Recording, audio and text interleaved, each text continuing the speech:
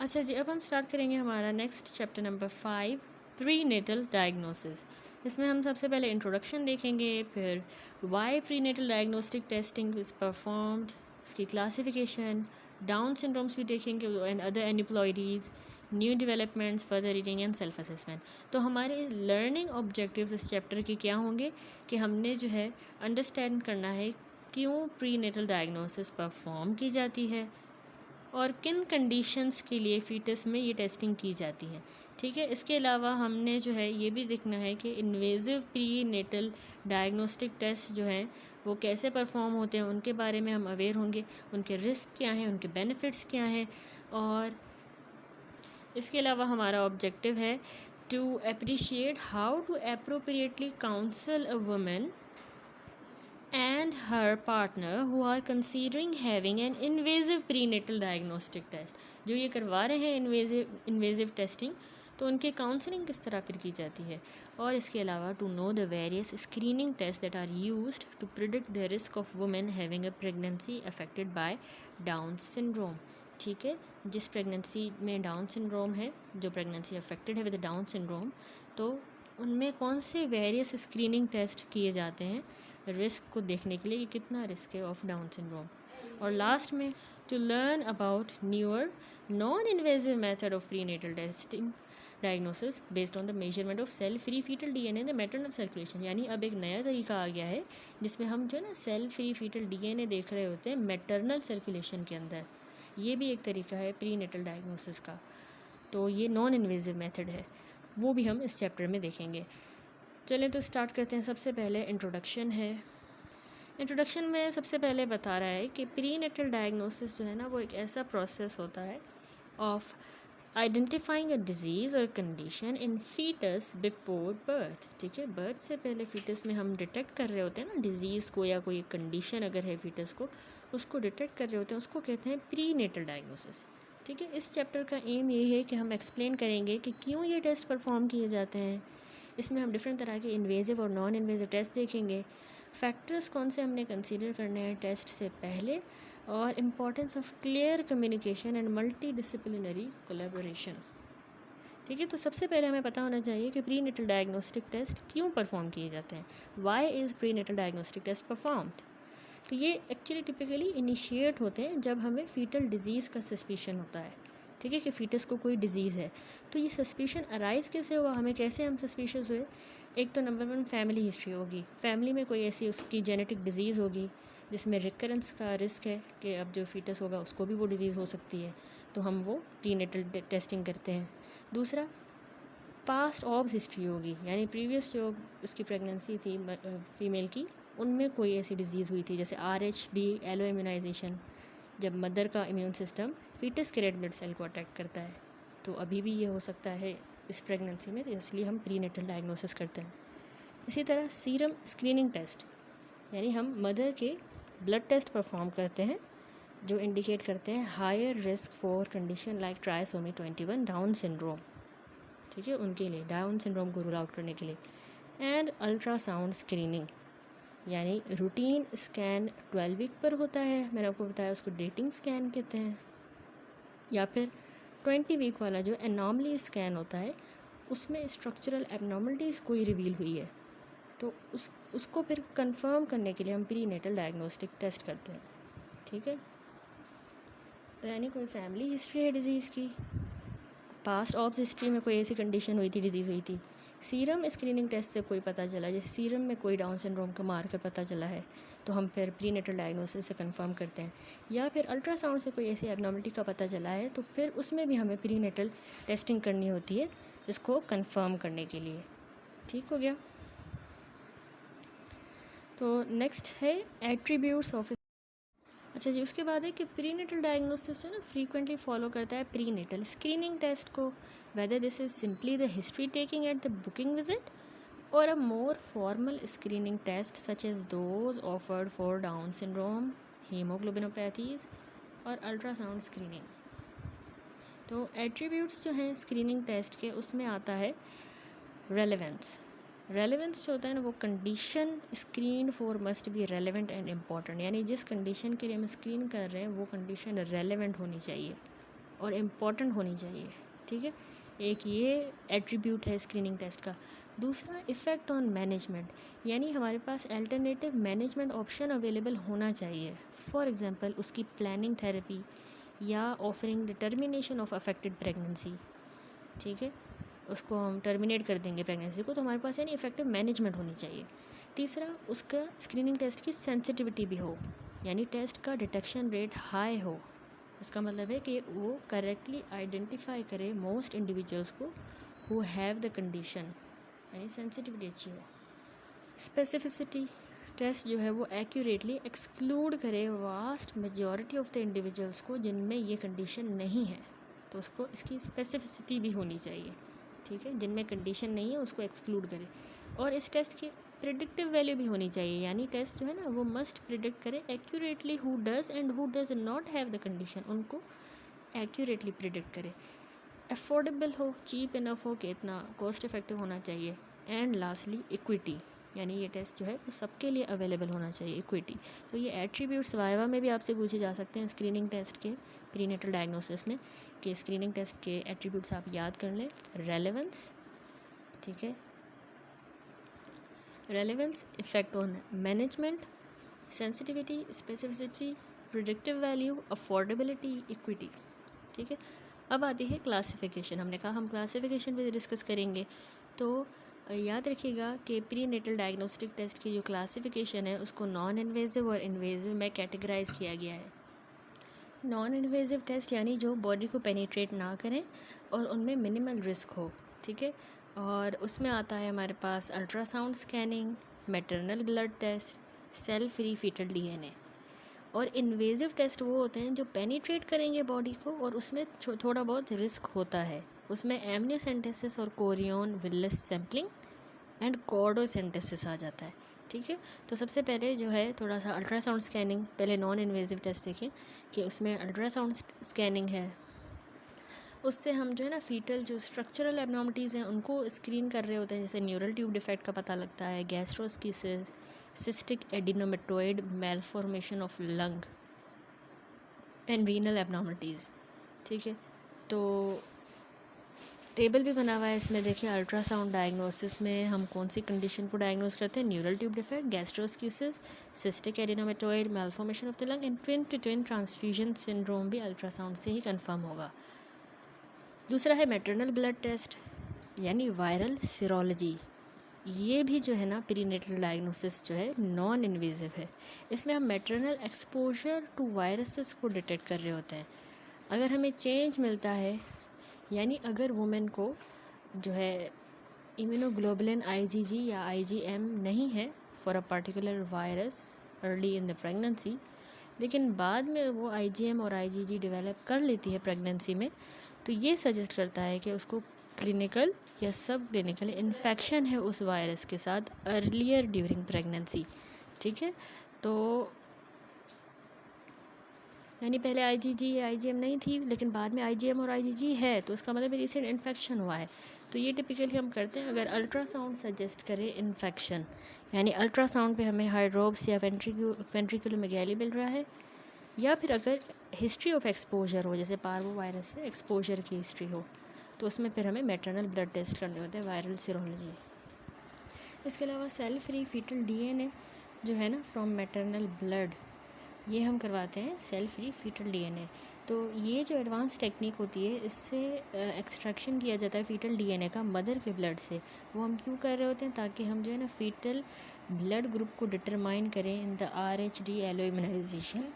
दूसरा, fetal sex को determine करने के लिए इन एक्स लिंक्ड डिसऑर्डर्स, और इसके अलावा स्केलेटल डिस्प्लेजियाज को डायग्नोस करने के लिए, फॉर एग्जांपल जैसे एकोंड्रोप्लेजिया को डायग्नोस करने के लिए, ठीक है। There is significant interest in using next generation sequencing of cell free fetal DNA for non invasive prenatal diagnosis of aneuploidy, abnormal chromosome number and single gene disorders like haemoglobinopathies. Next आते हैं हमारे पास invasive testing. Invasive test मैंने आपको बताया जो body को penetrate करें और उनमें स्मॉल रिस्क होता है, ठीक है। तो उसमें एमनियोसेंटेसिस और कोरियोनिक विलिस सैम्पलिंग दो मोस्ट कॉमन इन्वेजिव टेस्ट हैं ये, और इनको जो है ना एमनियोसेंटेसिस और CVS को यानी कोरियन विलिस सैम्पलिंग को हम यूज़ कर रहे होते हैं ताकि हम फीटल कैरियोटाइप चेक करें, यानी क्रोमोसोम का structure for condition like Down syndrome. इसके अलावा सिंगल जीन डिसऑर्डर्स को डायग्नोस करने के लिए, जैसे सिस्टिक फाइब्रोसिस को, थैलेसीमिया को डायग्नोस करने के लिए, सिंगल जीन डिसऑर्डर्स के लिए। तो fetal karyotype, single gene disorder, और इसके अलावा ये जो टेस्ट होते हैं ना, इनमें स्मॉल रिस्क होता है मिसकैरेज का। So decision to perform them is weighed against the risk and severity of suspected condition, यानी थोड़ा बहुत इसमें स्मॉल रिस्क है मिसकैरेज का, तो हम ये देख रहे होते हैं कि फ़ायदा ज़्यादा है, मतलब अगर हम ना करें, डिसीजन जो होता है ना हमारा कि हम ये टेस्ट परफॉर्म करें, वो उसके रिस्क के अगेंस्ट जो है ना वेट किया जाता है, and the severity of the suspected condition, जितनी सिवियरिटी की अगर कंडीशन है बहुत ज़रूरी हो रहा है करना, तो फिर हम करते हैं, ठीक है। दूसरा इन्वेजिव टेस्ट मैंने आपको बताया कॉर्डोसेंटेसिस, यानी इसमें हमने अम्बिलाइकल कॉर्ड से ना ब्लड लेना होता है, ठीक है। ये रेयरली यूज्ड इन्वेजिव टेस्ट है जिसमें अम्बिलाइकल कॉर्ड से ब्लड लेते हैं। An example is given for diagnosing alloimmune thrombocytopenia, ठीक है। एलोइम्यून थ्रोम्बोसाइटोपिनिया को जैसे अगर डायग्नोज करना है तो उसके लिए कॉर्डोसेंटेसिस की जाती है। फिर होते हैं कॉम्बिनेशन ऑफ टेस्ट, कह रहे हैं कि often non invasive and invasive test are used in conjunction, यानी दोनों को साथ यूज़ किया जाता है। फॉर एग्जांपल जैसे ultrasound might detect a structural problem, जैसे कंजेनिटल डायफ्रामेटिक हर्निया, तो since such hernia are associated with underlying chromosomal abnormality, यानी ऐसी हर्नियाज में डायफ्रामेटिक हर्निया जो अल्ट्रासाउंड से डिटेक्ट की, तो इनमें साथ में क्रोमोसोमल एबनॉर्मलिटी भी होती है बच्चों को, तो उसके लिए फिर हमें इन्वेजिव डायग्नोस्टिक टेस्ट करना पड़ेगा, जैसे एमनियोसेंटेसिस या कोरियन विलियस सैम्पलिंग, ठीक है। तो इस तरह हम कॉम्बिनेशन में भी इन्वेजिव और नॉन इन्वेजिव को साथ यूज़ कर रहे होते हैं। अब ये जो टेबल बना हुआ है इसमें कंडीशंस हैं और उनके डायग्नोस्टिक मेथड है, ठीक है। अल्ट्रासाउंड डायग्नोसिस मैंने आपको बताया, हम न्यूरल ट्यूब डिफेक्ट्स को डिटेक्ट करते हैं, gastroschisis, cystic adenomatoid malformation of the lung, twin to twin transfusion syndrome. इसी तरह कोरियनिक विलियस सैम्पलिंग या एमनियोसेंटेसिस जो इन्वेजिव टेस्ट है, उनसे डाउन सिंड्रोम का पता लगाया जाता है, सिस्टिक फाइब्रोसिस और थैलेसीमिया। इन्वेजिव टेस्ट जो कॉर्डोसेंटेसिस है उसमें एलोइम्यून थ्रोम्बोसाइटोपिनिया को। अल्ट्रासाउंड देन इन्वेजिव टेस्ट यानी कॉम्बिनेशन जो है उसके लिए कंजेनिटल डायफ्रामेटिक हर्निया, यानी कॉम्बिनेशन टेस्ट का बता रहा है। इसके अलावा उसको हम एक्सोम्फेलोस में भी करते हैं, वेंट्रिकुलोमेगैली, डुओडेनल अट्रेसिया। तो ये स्ट्रक्चरल इश्यूज है ना अल्ट्रासाउंड पे मिलते हैं, फिर उनके प्रॉम्प्ट फर्दर इन्वेस्टिगेशन के लिए इन्वेजिव टेस्ट करना पड़ता है क्रोमोसोमल प्रॉब्लम्स वगैरह के लिए। ठीक हो गया। तो ये सारा इसने जो है ओवरऑल क्लासिफिकेशन बताई इन्वेजिव और नॉन इन्वेजिव टेस्टिंग की। ठीक है, अब नेक्स्ट जो है हम डिस्कस अब नेक्स्ट है इन्वेजिव टेस्टिंग। ठीक है, इसको हम पहले डिटेल में देखेंगे। पहले तो इसने प्री टेस्ट काउंसलिंग का बताया है। पहले तो हमें पता होना चाहिए कि इन्वेजिव टेस्टिंग का पर्पस क्या है। हमने कहा कि इन्वेजिव टेस्ट हम एन्यूप्लॉइडी को डायग्नोस करने के लिए कर रहे होते हैं, जैसे डाउन सिंड्रोम को, और जो जेनेटिक कंडीशंस है जैसे सिस्टिक फाइब्रोसिस, थैलेसीमिया, इनको डायग्नोस करने के लिए। ठीक है, तो इसका significant decision with the potential life long consequence emphasizing the need for fully informed consent. ठीक है, फिर उसमें कंसेंट की बहुत ज़रूरत होती है। फुली इन्फॉर्म्ड इसमें कंसेंट की इम्फेसिस है, वो डिस्कस करेंगे। तो प्री टेस्ट काउंसलिंग क्या है, what clinician need to know and discuss, यानी हमने पेशेंट से क्या जो है डिस्कस करना है और हमें क्या पता होना चाहिए। तो सबसे पहले कंडीशन यानी सिवियरिटी ऑफ कंडीशन, उस कंडीशन का पोटेंशियल इम्पैक्ट उस वुमन पर क्या पड़ रहा है और क्या पड़ेगा, और फैमिली पर, यानी क्या कंडीशन है जिसके लिए हम ये इन्वेजिव टेस्टिंग कर रहे हैं, ऐसी कैसी कंडीशन है, उसका वुमेन पर क्या अफेक्ट पड़ रहा है, फैमिली पर क्या पड़ सकता है। ठीक है, तो कंडीशन के बाद दूसरा accuracy of the history and risk assessment, यानी इसमें यानी इनपुट चाहिए होता है from the clinical genetic department. ठीक है, उनसे हमें इनपुट चाहिए होता है ताकि हमें एक्यूरेसी ऑफ हिस्ट्री भी कंफर्म हो और रिस्क असेसमेंट। तीसरा टेस्ट की अवेलेबिलिटी, कह रहा है कि टेस्ट की अवेलेबिलिटी, कि ये टेस्ट अवेलेबल है, confirming if the specific mutation can be tested for, यानी उस स्पेसिफिक म्यूटेशन को टेस्ट उसका टेस्ट अवेलेबल है उस स्पेसिफिक म्यूटेशन को कन्फर्म करने के लिए। इसके अलावा सैम्पल रिक्वायरमेंट, यानी हमें क्या सैम्पल चाहिए और हम कैसे उसको प्रोसेस करेंगे। टेस्ट की एक्यूरेसी भी पता होनी चाहिए, उसकी लिमिटेशंस भी पता हों, जिसमें कल्चरल फेलियर रेट भी आ जाता है और रिपोर्टिंग टाइम। ठीक है, एक्सेप्टेबिलिटी पता हो। कुछ वुमेंस जो है ना फील कर रही होती हैं कि वो स्मॉल रिस्क ऑफ मिसकैरेज को एक्सेप्ट नहीं करेंगी, तो एक्नॉलेज करना है हमें कि स्मॉल रिस्क ऑफ मिसकैरेज के बारे में, और अगर वुमेन उसको एक्सेप्ट कर पाएगी या नहीं। तो एक्सेप्टेबिलिटी एंड एथिकल कंसिडरेशंस, यानी हमने डिस्कस करना है cases where genetic mutations may not lead to severe disability like sickle cell disease but prenatal diagnosis is still an option. ठीक है, तो हमने जहाँ पे एथिकल होगा तो हमें ये भी बताओ कि कुछ जेनेटिक म्यूटेशन में इतनी डिसेबिलिटी नहीं होती, लेकिन फिर भी हमें बताना है कि प्रीनेटल डायग्नोसिस है इसके लिए। ठीक है, for example sickle cell disease के लिए तो हमने ऑफ़र करनी है प्रीनेटल डायग्नोसिस। उसके बाद इसने पोस्ट टेस्ट ऑप्शंस बताए हैं कि crucially clinician must discuss the available option if the fetus is found to be affected before the test is perform. यानी आप प्री नेटल टेस्टिंग कर रहे हो, डायग्नोसिस करने जा रहे हो, इन्वेजिव हो या नॉन इन्वेजिव हो, उससे पहले आपने कुछ ऑप्शंस बताने हैं फ़ीमेल को कि वो अपनी प्रेगनेंसी को कंटिन्यू भी कर सकती है। यानी इन्फॉर्मेशन देनी है प्लानिंग केयर के बारे में around delivery and preparing the family. Influence the decision to terminate the pregnancy, उसको बताना है कि आप जो है टर्मिनेट भी कर सकती हैं प्रेगनेंसी को। और इसके अलावा terminate the pregnancy information can still be useful for future pregnancy counselling regarding the recurrence risk. ठीक है, ये 3 ऑप्शंस होते हैं कि कंटिन्यू करें, जो इन्फॉर्मेशन हमें टेस्ट से मिलेगी वो फैसिलिटेट करती है plan for care around the time of delivery, और may help women and her family prepare for the birth of the baby with a serious condition. यानी फैमिली फिर प्रिपेयर रहेगी कि बच्चे को ये वाली कंडीशन है, अब जो है इस बच्चे की डिलीवरी होने वाली है, तो इसके बारे में जो है कंटिन्यू प्रेगनेंसी बेशक करे लेकिन प्रिपेयर रहे। दूसरा, influence the decision to terminate the pregnancy, और तीसरा, terminate but provide information which may prove useful when counseling about recurrence risk in the future pregnancy। अब बता रहा है ensuring informed consent, यानी clinician must ensure the woman understands the procedure itself। ठीक है, woman को procedure भी समझाना है जो हम prenatal diagnosis करने जा रहे हैं, हम वो क्यों ऑफ़र कर रहे हैं। ठीक है, और उसके जो रिस्क क्या है, उसकी लिमिटेशन क्या है, उनसे उसकी सब्सिक्वेंट मैनेजमेंट ऑप्शंस क्या है। ठीक है, clinician must also confirm the women is not under duress from family, community और रिलीजियस ग्रुप। ठीक है, इसके अलावा consent form should be completed as a formal record of the discussion. ठीक हो गया, कंसेंट फॉर्म भी लाजमी जो है रखना है। फिर प्री प्रोसीजर स्क्रीनिंग का पर ये एक्सप्लेन कर रहा है कि review of blood born virus screening जैसे HIV या हेपाटाइटिस का रिव्यू बहुत ज़रूरी होता है। जब भी हम प्री नेटल स्क्रीनिंग करेंगे ना, उससे पहले हमें blood borne disease rule out करनी है। अगर दीज आर डिक्लाइंड और unavailable, women should be counselled about the risk of vertical transmission to foetus.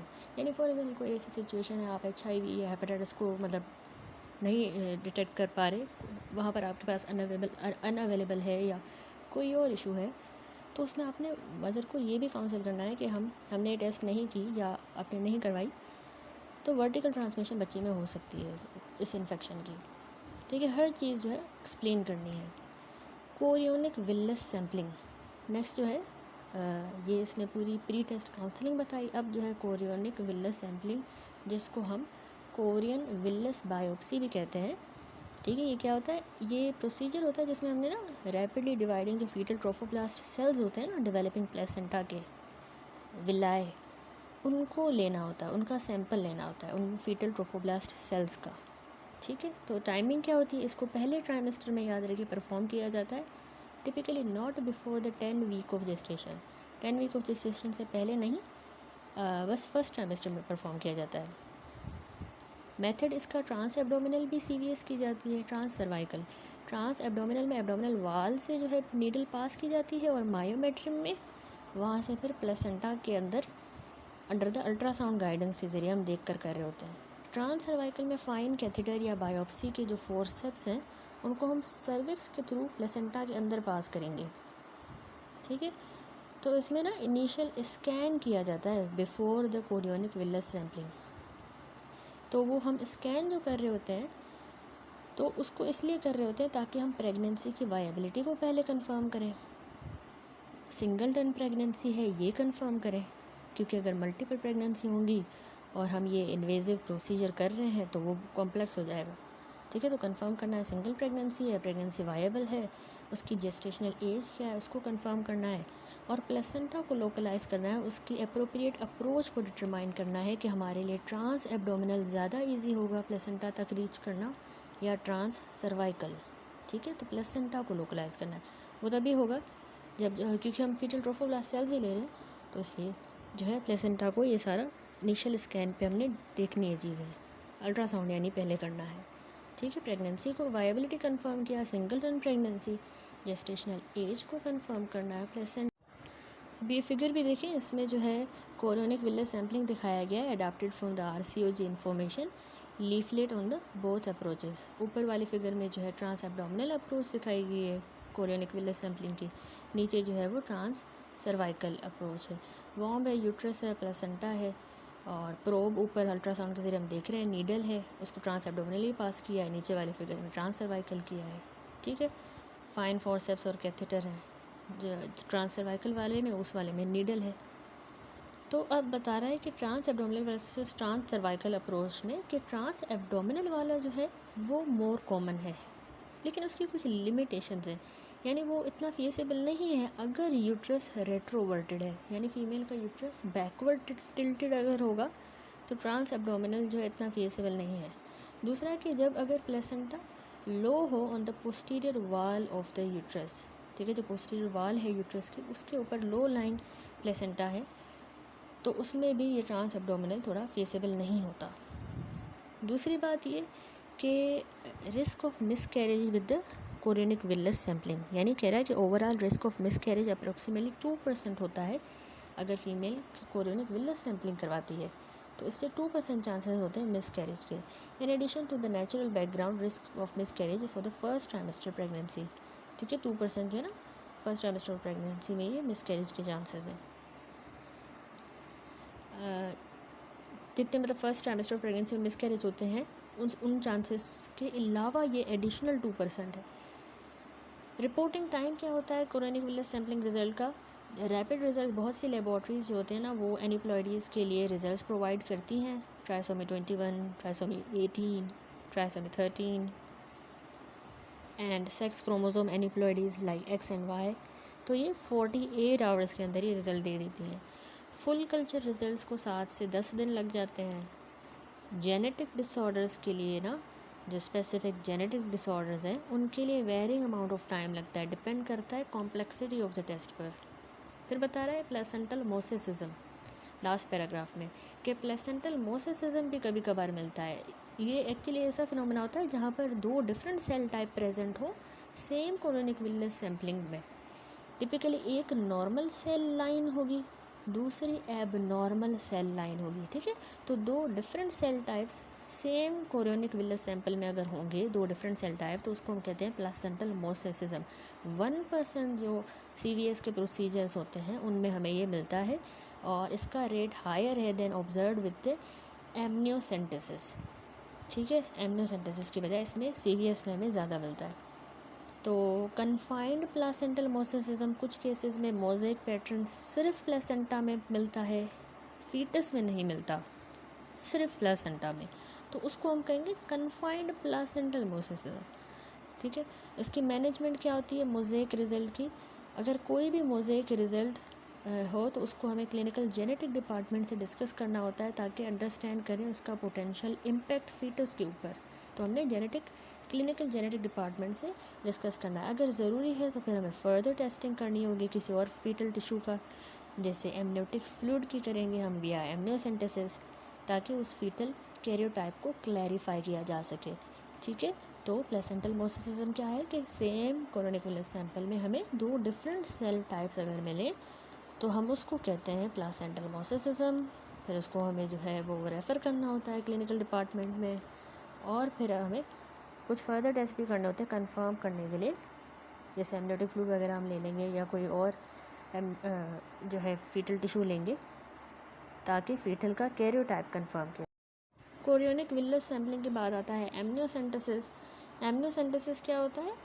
ये एक ऐसा प्रोसीजर होता है जिसमें ना हमें सैंपल एमनियोटिक फ्लूइड का लेना होता है, यानी 15 से 20 ml जितना एमनियोटिक फ्लूइड लेना है। उसके अंदर एमनियोसाइट्स होंगे और फाइब्रोब्लास्ट होंगे shed from the fetal membrane, skin and fetal genitourinary tract, ठीक है, उसमें एम्नियोसाइट्स होंगे, फाइब्रोब्लास्ट होंगे जो फीटल मेम्ब्रेन से ही शेड हुए हैं, स्किन से शेड हुए हैं, और फीटल जेनाइटो यूरिनरी ट्रैक्ट से। तो उसका हम सैंपल ले रहे हैं, उसको कह रहे हैं एम्नियोसेंटेसिस। कैसे करना होता है, वही हमने एब्डोमिनल वाल के थ्रू जो है नीडल पास करनी होती है और मायोमेट्रियम के अंदर, और फिर वो एमनियोटिक कैविटी के अंदर चली जाएगी, और ये सारा हम अल्ट्रासाउंड कंट्रोल पर देख कर रहे होते हैं, और फिर हमने वो फ्लूइड एस्पायरेट करना है, ठीक है। ऊपर जो है पूरी इसकी पिक्चर भी अच्छी से बनी हुई है एम्नियोसेंटेसिस की। तो इसको परफॉर्म किया जाता है 15 week of gestation. Chorionic villus sampling हम फर्स्ट ट्राइमेस्टर पे कर रहे थे, लेकिन not before 10 week of gestation.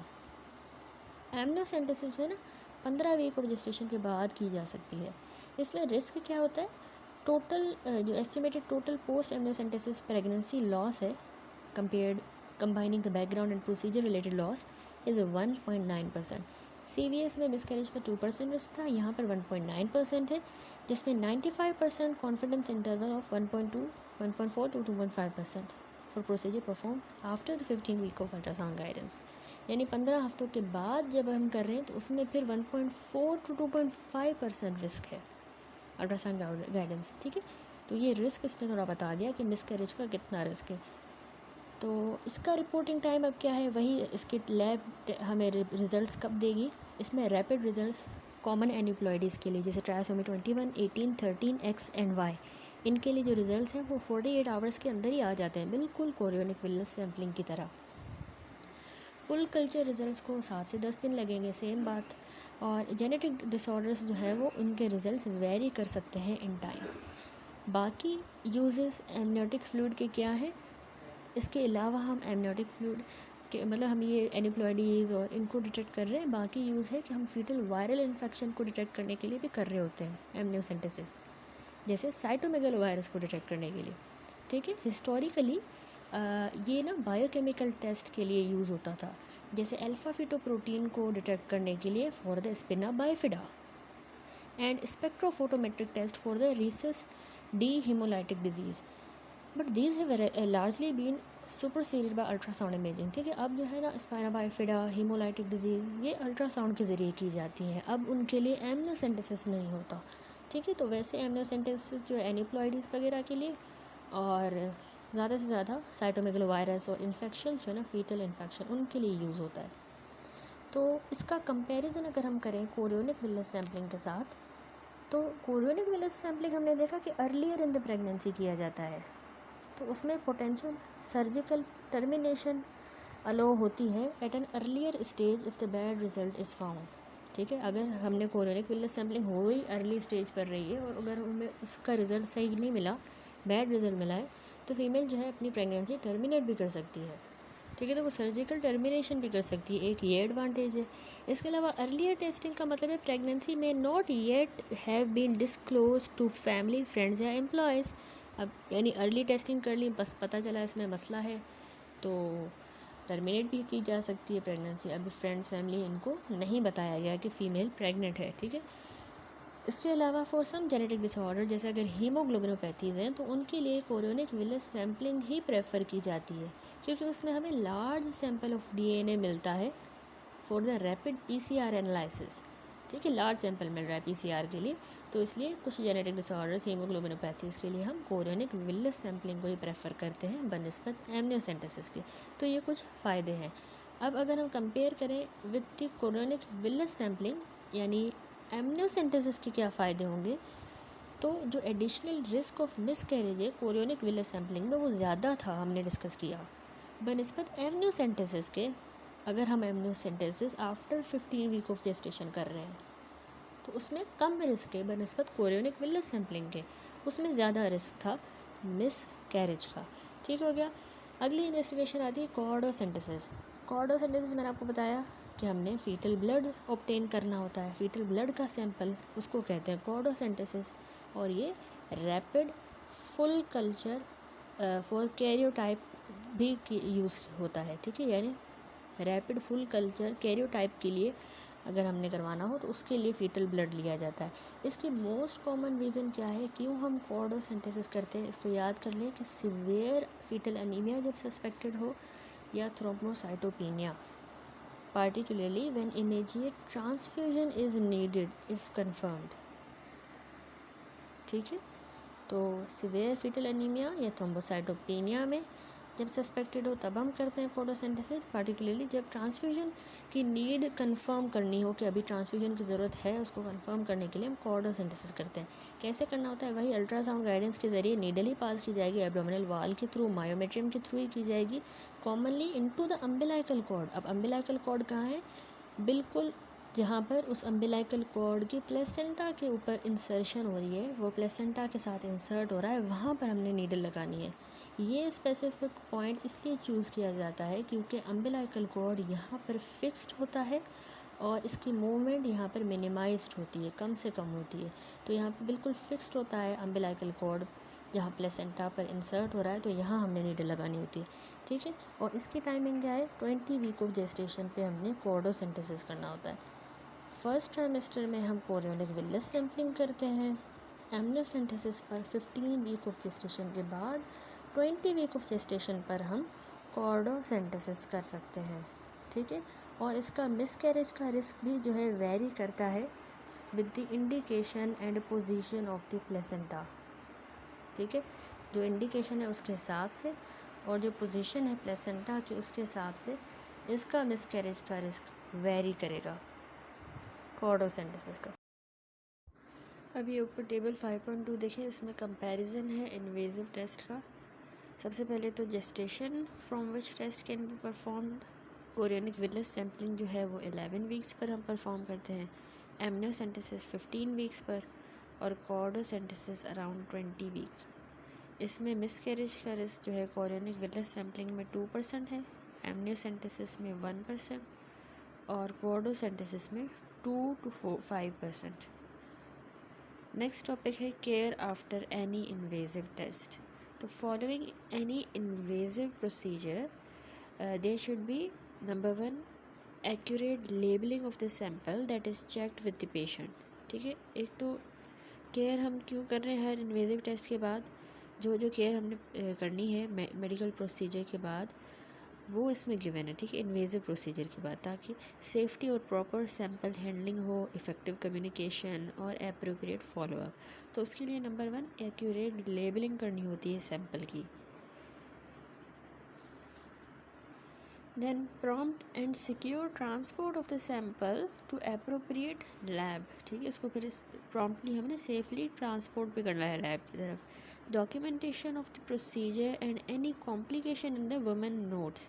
ठीक है, अगर कोई कॉम्प्लिकेशन भी हुई है तो वो भी नोट्स में लिखनी है और डॉक्यूमेंटेशन ज़रूरी है उस सारे प्रोसीजर की। Communication with the referring clinician. Women should be advised to avoid strenuous exercise for the next 24 hours. She should be advised that while she may experience some mild abdominal pain, it should be relieved by paracetamol। ठीक है, उस mild abdominal pain के लिए उसको फिर paracetamol देंगे, उसको advice करेंगे। और she should be advised that if she has any fever, bleeding, pain not relieved by paracetamol or leakage of fluid vaginally, she should seek medical advice and told how to access this। ठीक है, अगर कोई ऐसी condition होती है, fever, bleeding, pen और paracetamol से सही नहीं हो रही या फिर लीकेज ऑफ फ्लूइड हो रहा है वेजाइनली, तो उसको जल्द से जल्द जो है मेडिकल एडवाइस सीख करनी पड़ेगी। ये भी उसको बताना है प्रोसीजर के बाद। और इसके अलावा उसको कॉन्टैक्ट नंबर भी देना है appropriate. A process for giving results should be agreed, including who will give the result, how they will be given and when the results are likely to be available। ठीक है, results और follow up का भी उसको बताना है clearly कि कौन देगा, कहाँ से आपको रिजल्ट्स मिलेंगे, कैसे मिलेंगे। A plan of ongoing care should be discussed once the results are available. जब रिजल्ट्स आ जाएंगे तो फिर हमें ऑन गोइंग केयर का जो है प्लान भी डिस्कस करना है। एक और पॉइंट रह गया कि if women is RH-D negative an appropriate dose of anti-D should be administered with a Kleihauer test if more than 20 weeks gestation.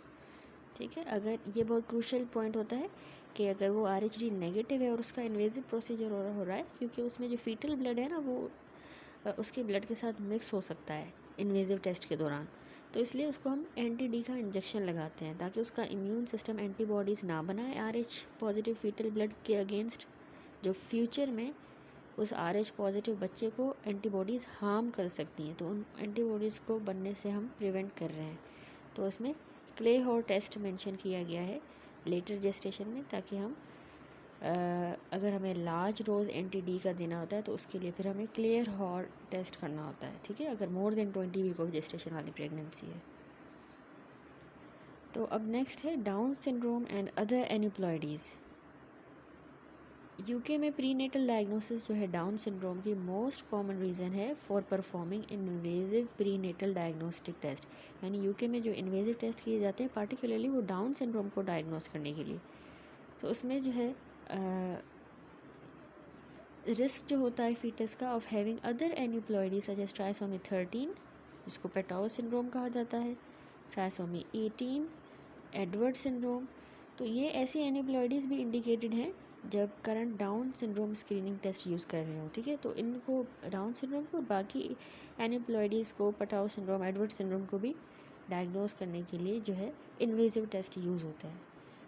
फिर बता रहा है कि इससे जो है डिस्टिंग्विश किया जाता है between screening test and invasive diagnostic test. Most prenatal कह रहा है diagnostic test arise following the high risk screening test.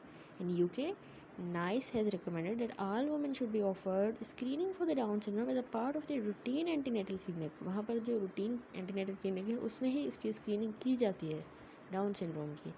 It is also recommended that screening test offered should have at least a 75% detection rate for 3% false positive results, ठीक है। यानी इसका high detection rate है, लो false positive result, इतना जो है इसकी effectiveness होनी चाहिए स्क्रीनिंग टेस्ट की डाउन सिंड्रोम को डायग्नोस करने के लिए, ठीक है। ये नाइस गाइडलाइन के अकॉर्डिंग है कि एंटीनेटल विजिट पे ही जो है हर वुमेन का जो है स्क्रीनिंग होगी। फिर इसने टाइप्स ऑफ स्क्रीनिंग टेस्ट बताए हैं। फर्स्ट ट्राइमेस्टर में कंबाइंड स्क्रीनिंग होती है, यूके में यही मेथड प्रेफर किया जाता है। उसमें क्या होता है, अल्ट्रासाउंड स्कैन होता है जिससे नकल ट्रांसलूसेंसी को मेजर किया जाएगा, fluid at the back of the fetal neck. अगर थिकर नकल ट्रांसलूसेंसी है तो उसमें ज़्यादा रिस्क होता है डाउन सिंड्रोम का। क्राउन रम्प लेंथ भी मेजर की जाती है प्रेगनेंसी को डेट करने के लिए। दूसरा अल्ट्रासाउंड के अलावा है ब्लड टेस्ट। उसमें मदर के ब्लड में 2 हार्मोन्स को मेजर करते हैं, HCG को और PAPPA यानी pregnancy associated plasma protein A। इनके अगर एबनॉर्मल लेवल्स होंगे तो ये इंडिकेट करते हैं higher risk of Down syndrome, ठीक है। तो एक तो फर्स्ट ट्राइमेस्टर में कंबाइंड स्क्रीनिंग होती है अल्ट्रासाउंड से और ब्लड टेस्ट HCG या PAPPA से। सेकेंड ट्राइमेस्टर में हम डाउन सिंड्रोम को डायग्नोस करने के लिए क्वाड्रुपल टेस्ट करते हैं। तो ये एक्चुअली अल्टरनेटिव होता है उन वुमेन के लिए जिन्होंने बुकिंग बाद में करवाई हो प्रेगनेंसी में, या फिर अगर नकल ट्रांसलूसेंसी की मेजरमेंट अब नहीं की जा सकती तो सेकेंड ट्राइमेस्टर में हम क्वाड्रुपल टेस्ट करते हैं। उसमें डिफरेंट 4 सब्सटेंसेस होते हैं जो मदर की ब्लड में देखे जाते हैं, ठीक है। तो वुमेन को हमें जो है individual risk for Down syndrome के बारे में एक्सप्लेन करना है, calculated by combining her age related risk with the results from the screening test. यानी नकल ट्रांसलूसेंसी, HCG, PAPPA इनके जो रिजल्ट्स आए हैं और मदर की जो एज है, क्योंकि मैटरनल एज ज़्यादा होगी तो डाउन सिंड्रोम का रिस्क ज़्यादा है। तो इन सारे फैक्टर्स को मिला के हमें उसको रिस्क का बताना है कि आपको इतना रिस्क है डाउन सिंड्रोम का। This individualised risk help her decide whether to proceed with invasive diagnostic test. यानी अब उसको इतना % अगर रिस्क है, जो भी रिस्क निकला है वो हमने उसको एक्सप्लेन करना है, फिर वो डिसाइड करेंगे अब वो कंफर्म करने के लिए इतना रिस्क है, अब कंफर्म करने के लिए इन्वेजिव टेस्ट करवाना चाहेंगी या नहीं, ठीक है। जैसे एम्नियोसेंटेसिस या कोरियोनिक विलस सैम्पलिंग से कंफर्म करवाती हैं डाउन सिंड्रोम या नहीं, ठीक है। फिर लास्ट में बता रहा है कि UK national screening committee recommend quadruple test जिसमें HCG, alpha fetoprotein, unconjugated oestriol and inhibin A, ये 4 चीज़ें जो है क्वाड्रपल टेस्ट में यूके नेशनल कमेटी रिकमेंड करती है as a screening strategy of choice in the second trimester for women booking later in the pregnancy और when it is not possible to measure the nuchal translucency, ठीक है, मैंने आपको explain किया। और test ये जो है क्वाड्रुपल टेस्ट ये परफॉर्म किया जाता है सेकेंड ट्राइमेस्टर में तकरीबन 14+2 से लेके 20+0 वीक ऑफ जेस्टेशन पर, ठीक है। तो यानी इसमें हमने सारा ये डिस्कस किया कि डाउन सिंड्रोम और बाकी जो एनिप्लॉइडीज़ हैं उनको जो है डायग्नोज किया जाता है, और उनके लिए पहले कॉम्बिनेशन टेस्ट किया जाता है पहले ट्राइमेस्टर में, अल्ट्रासाउंड एंड ब्लड टेस्ट। ठीक है, अल्ट्रासाउंड से नक्कल ट्रांसलूसेंसी देखते हैं ग्राउंड रम्प लेंथ में, ब्लड टेस्ट में HCG, PA, PPA। Second trimester में फिर हमने क्वाड्रपल टेस्ट करना होता है, जिसमें 4 चीज़ें मैटरनल ब्लड में देखनी है, HCG और alpha fetoprotein, unconjugated oestriol and inhibin A। तो क्योंकि सेकेंड ट्राइमेस्टर में वो पिछले वाले पैरामीटर्स नहीं देख पा रहे क्योंकि फ़ीमेल ने लेट बुकिंग करवाई है, तो इस क्वाड्रुपल टेस्ट से हम डायग्नोज करते हैं डाउन सिंड्रोम को। अब अगर रिस्क फैक्टर निकला है, जो भी रिस्क फैक्टर है उस अल्ट्रासाउंड से और मैटरनल एज को देखते हुए, तो फिर उस रिस्क कैलकुलेशन करके फिर हमने फ़ीमेल को बताना होता है कि अब जो है आप प्रीनेटल इन्वेजिव टेस्टिंग की तरफ जाएंगी उसको कंफर्म करने के लिए या नहीं। ठीक है, डाउन सिंड्रोम को जो है एमनियोसेंटेसिस या कोरियोनिक विलिस सैम्पलिंग कर। उसके बाद है कि prior to performing the screening test, यानी टेस्ट परफॉर्म करने से पहले जो है वुमेन को हमने इनकरेज करना है to consider what action she would take and how would she feel if she is screened positive. It is also important to explain women that this initial test is simply a screening test and not a diagnostic test। ठीक है, तो यानी हमने pre screening counselling करनी होती है, हमें उसको इनकरेज करना है कि उसको जो है पोटेंशियल एक्शंस के बारे में सोचना है जो वो आगे जाके लेगी, और वो कैसा फ़ील करेगी अगर टेस्ट पॉजिटिव आया। तो ये चीज़ें पहले से ही बतानी है, उसको काउंसिल करना है, उसको प्रिपेयर करना है इमोशनली एंड प्रैक्टिकल इम्प्लीकेशंस के लिए। तो उसको ये भी बताना है क्लियरली कि ये इनिशियल टेस्ट जो है ये स्क्रीनिंग टेस्ट है, डायग्नोस्टिक टेस्ट नहीं है। ठीक है, तो यानी स्क्रीनिंग टेस्ट में लाइकलीहुड होता है, रिस्क होता है या लाइकलीहुड होता है, डायग्नोस्टिक में डेफिनेटिव येस या नो होता है। तो ये जो हम कर रहे हैं इसमें चांसेस है, रिस्क है, ये स्क्रीनिंग टेस्ट है। इसके अलावा understanding results, low risk result, high risk result. जो लो रिस्क रिज़ल्ट होता है जैसे 1:10,000, तो वो कम्प्लीटली डाउन सिंड्रोम को रूल आउट नहीं करता, लेकिन उसमें फिर भी टाइनी चांस होता है कि फीटस अफेक्टेड हो सकता है डाउन सिंड्रोम के साथ। ठीक है, तो लो रिस्क जो है तो उसमें एक्सपेक्टेशंस मैनेजमेंट में हमने एक्सपेक्टेशंस और फॉल्स रीअश्योरेंस को अवॉइड करना है। हाई रिस्क जो रिज़ल्ट होता है जैसे 1:10, इसका मतलब है कि हायर चांस है, लेकिन इसका मतलब ये नहीं है कि फीटस डेफिनेटली अफेक्टेड है, लाजमी उसको होगा। जैसे एग्जांपल है, in an example given 9 out of 10 fetus with 1:10 risk would still be normal। ठीक है, उसमें 9 में से 10 में से जो 9 बच्चे हैं वो फिर भी नॉर्मल होंगे। तो ये एग्जांपल देके समझा रहा है। This help to reduce anxiety associated with high risk level as most such result will still be for an unaffected fetus. ठीक है, इस तरह से हमने एग्जांपल देके फीमेल को समझाना है कि अगर वो हाई रिस्क है तो इसका ये भी मतलब नहीं है कि लाजमी उसको बच्चे को डाउन सिंड्रोम होगा। ठीक है, तो low risk high risk result को समझाना है, एक्सप्लेन करना है। एक्सप्लेनिंग डायग्नोस्टिक टेस्ट कह रहा है वुमेन को हमने इन्फॉर्म करना है जो भी अवेलेबल डायग्नोस्टिक टेस्ट है। पहले तो हमने जो है रिस्क कैलकुलेशन की अल्ट्रासाउंड से, ब्लड पैरामीटर्स से, मैटरनल एज से, तो फिर अब जो है डायग्नोस्टिक टेस्ट जो है ना वो भी बताने हैं कि उसमें अब कंफर्म करने के लिए एमनियोसेंटेसिस है, कोरियोनिक विलिस सैम्पलिंग, ये इन्वेजिव टेस्ट हैं जो उस स्क्रीनिंग रिज़ल्ट को कंफर्म करेंगे।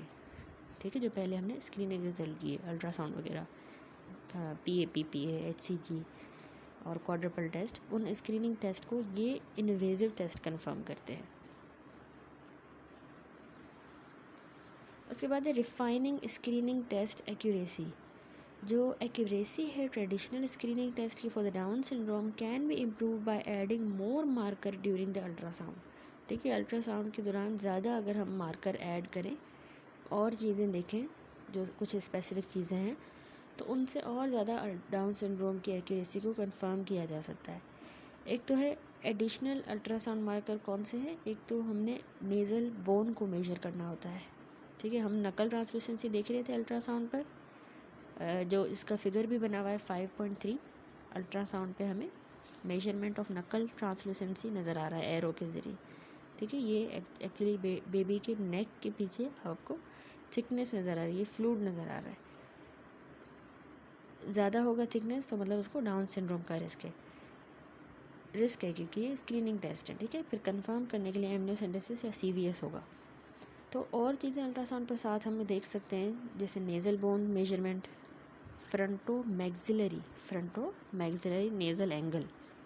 इसके अलावा ट्राइकस्पिड की रीगर्जिटेशन जो है ना, back flow from the heart वाल, वो भी देखी जाती है। And ductus venosus wave form को असेस किया जाता है, यानी ब्लड फ्लो पैटर्न जो स्पेसिफिक फीटल वेसल में हम देख रहे हैं, डक्टस विनोसस का वेव फॉर्म। ये 4 चीज़ें अल्ट्रासाउंड की याद रखनी है। एडिशनली जो डाउन सिंड्रोम के लिए इस जो है मार्कर है अल्ट्रासाउंड पर जो देखा जाता है अदर देन नकल ट्रांसलूसेंसी, उसमें nasal bone measurement, fronto maxillary nasal angle, tricuspid regurgitation and ductus venosus wave form. तो ये जो एडिशनल मार्कर होते हैं ना, ये सेंसिटिविटी को इंक्रीज़ करते हैं, ठीक है, यानी करेक्टली आइडेंटिफाई करेंगे अफेक्टेड फीटस को, सेंसिटिविटी को भी बढ़ा रहे हैं और फॉल्स पॉजिटिव रिजल्ट्स को भी कम कर रहे हैं, ठीक है, यानी incorrectly identifying a high risk when the fetus is normal. है फीमेल हाई रिस्क लेकिन उसका फीटस नॉर्मल है, तो फास्ट पॉजिटिव रिजल्ट्स को जो है रिड्यूस करती है ये एडिशनल मार्कर्स, ये जो 4 नकल translucency, fronto maxillary nasal angle, tricuspid regurgitation and ductus venosus wave form.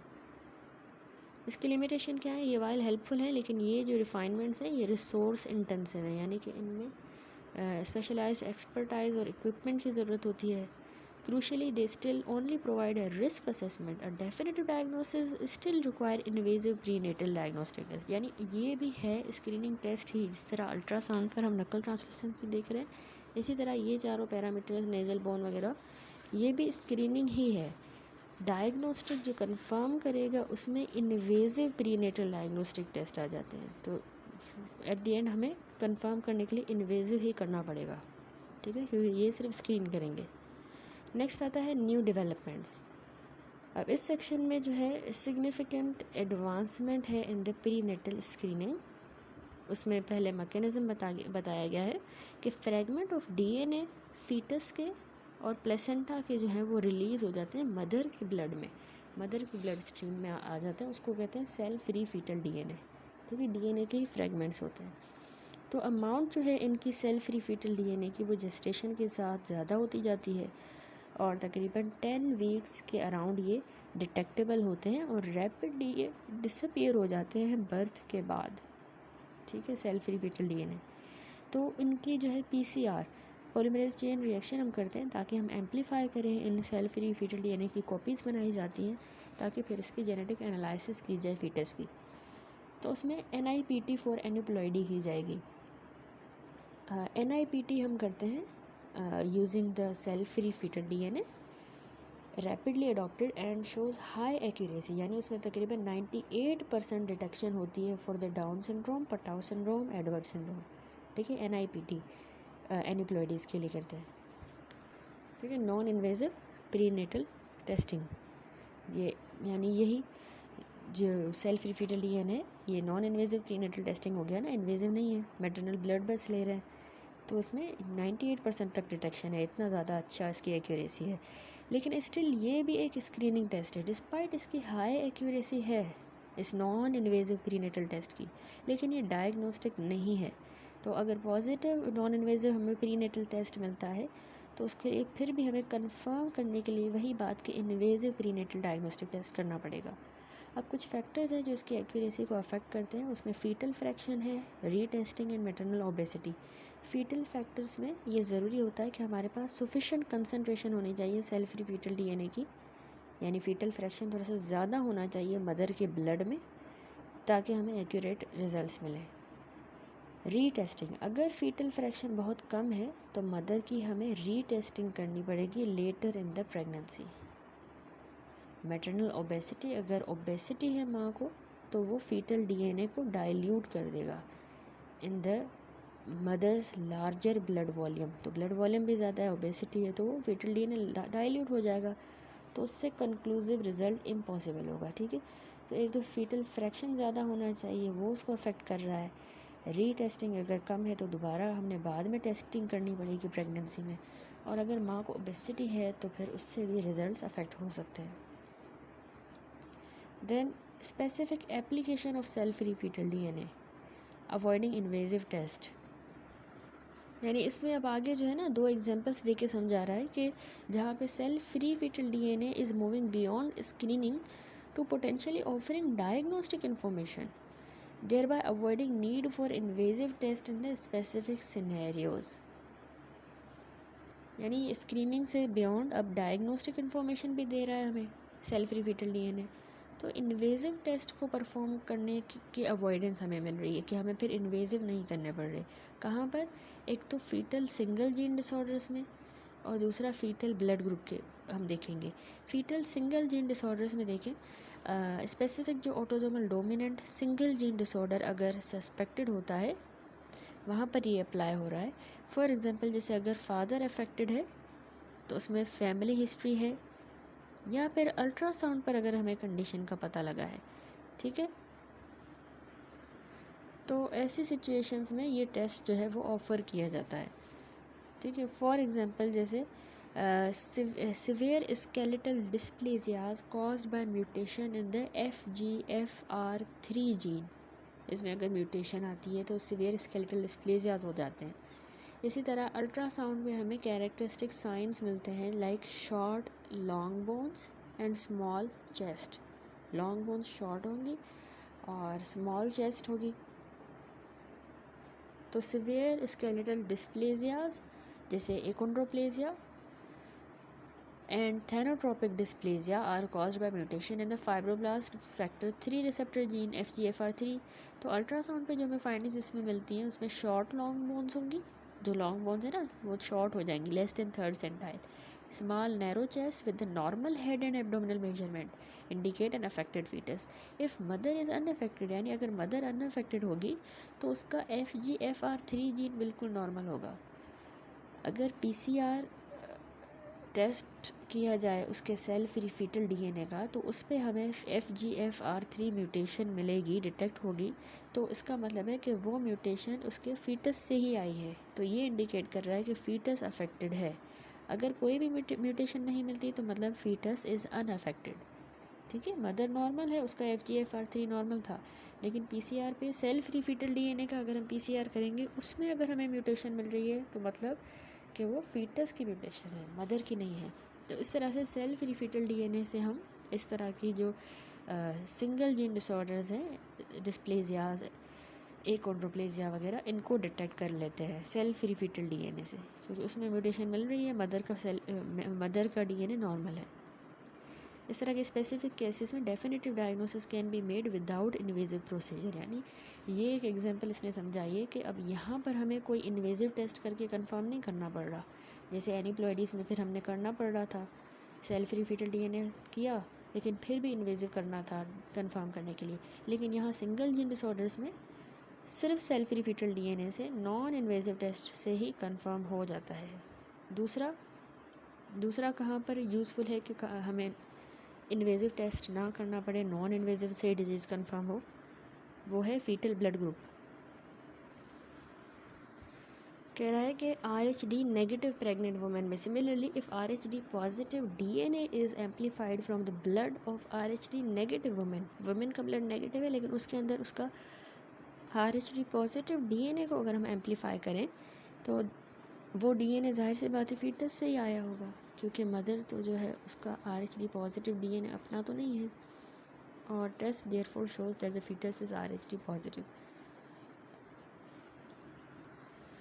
RH-D negative women में जिसमें एंटी-D एंटीबॉडीज़ अगर हैं तो उसमें ये टेस्ट हम यूज़ कर रहे होते हैं ताकि हम डिटरमाइन करें फीटस का ब्लड ग्रुप। जैसा कि RH-D पॉजिटिव फीटस जो है वो रिस्क पर होता है एलो इम्यून हीमोलाइटिक डिजीज़ के लिए, तो उसका ब्लड ग्रुप हमने देखना है, क्योंकि इसमें RH-D नेगेटिव फीटस जो है वो रिस्क पर नहीं है। अगर मदर नेगेटिव है और फीटस भी नेगेटिव होता तो रिस्क ना होता, लेकिन वो पॉजिटिव है तो इसलिए उसको एलो इम्यून हीमोलाइटिक डिजीज़ का रिस्क है।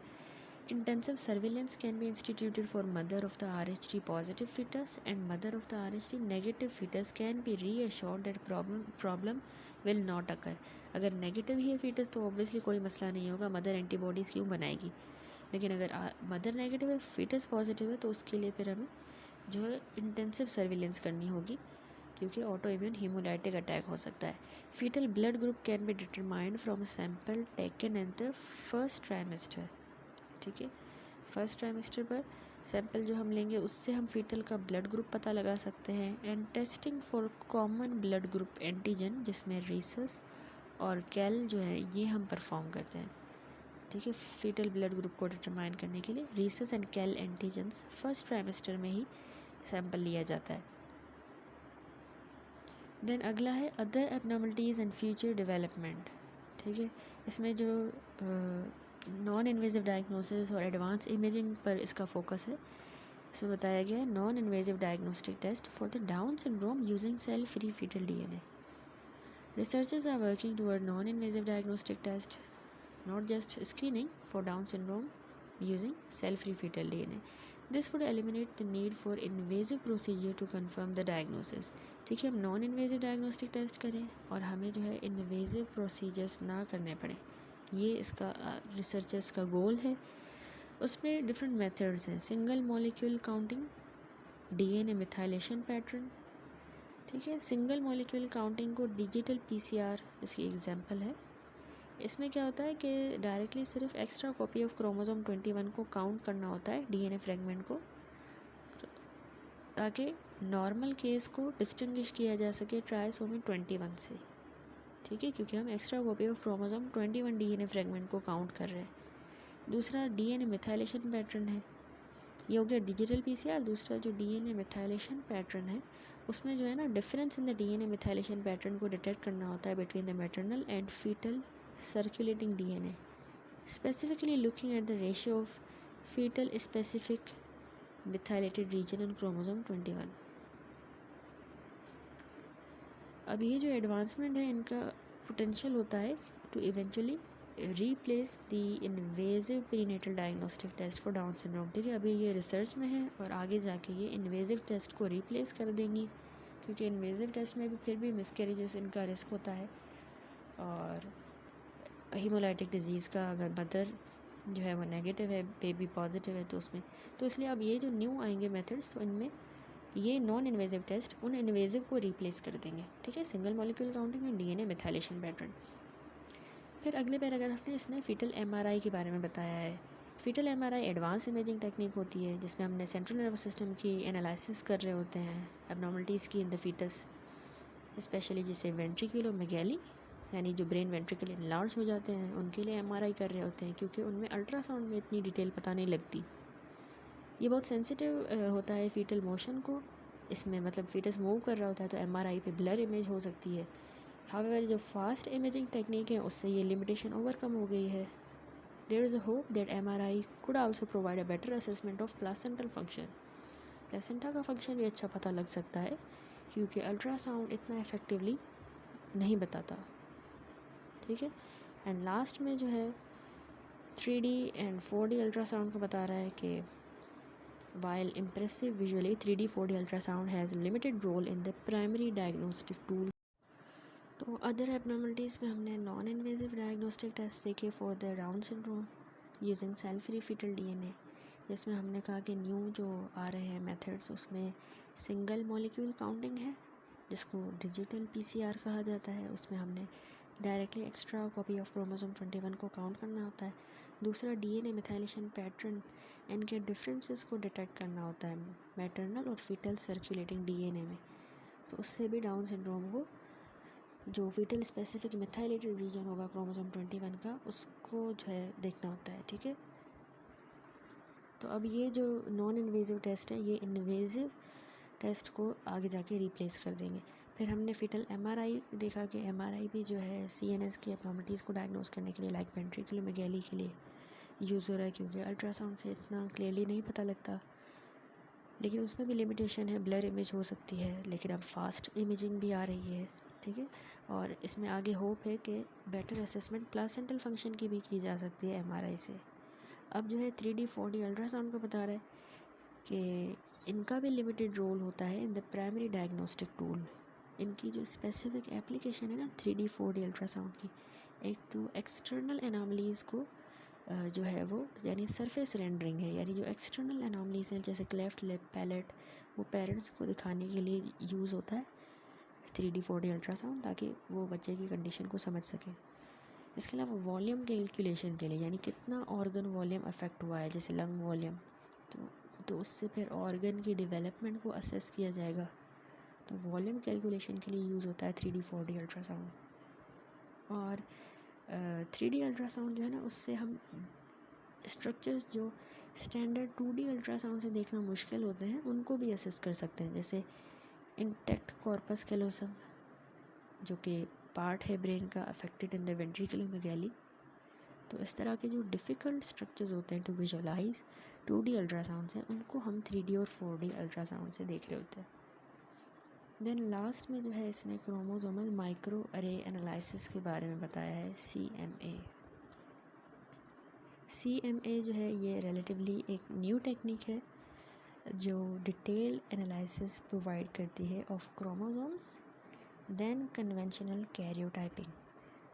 ठीक है, CMA से जो है ना क्रोमोसोमल माइक्रो अरे से हमें डिटेल्ड एनालिसिस पता लगती है क्रोमोसोम्स की बनस्पत पिछले जो कन्वेंशनल कैरियोटाइपिंग है उनसे।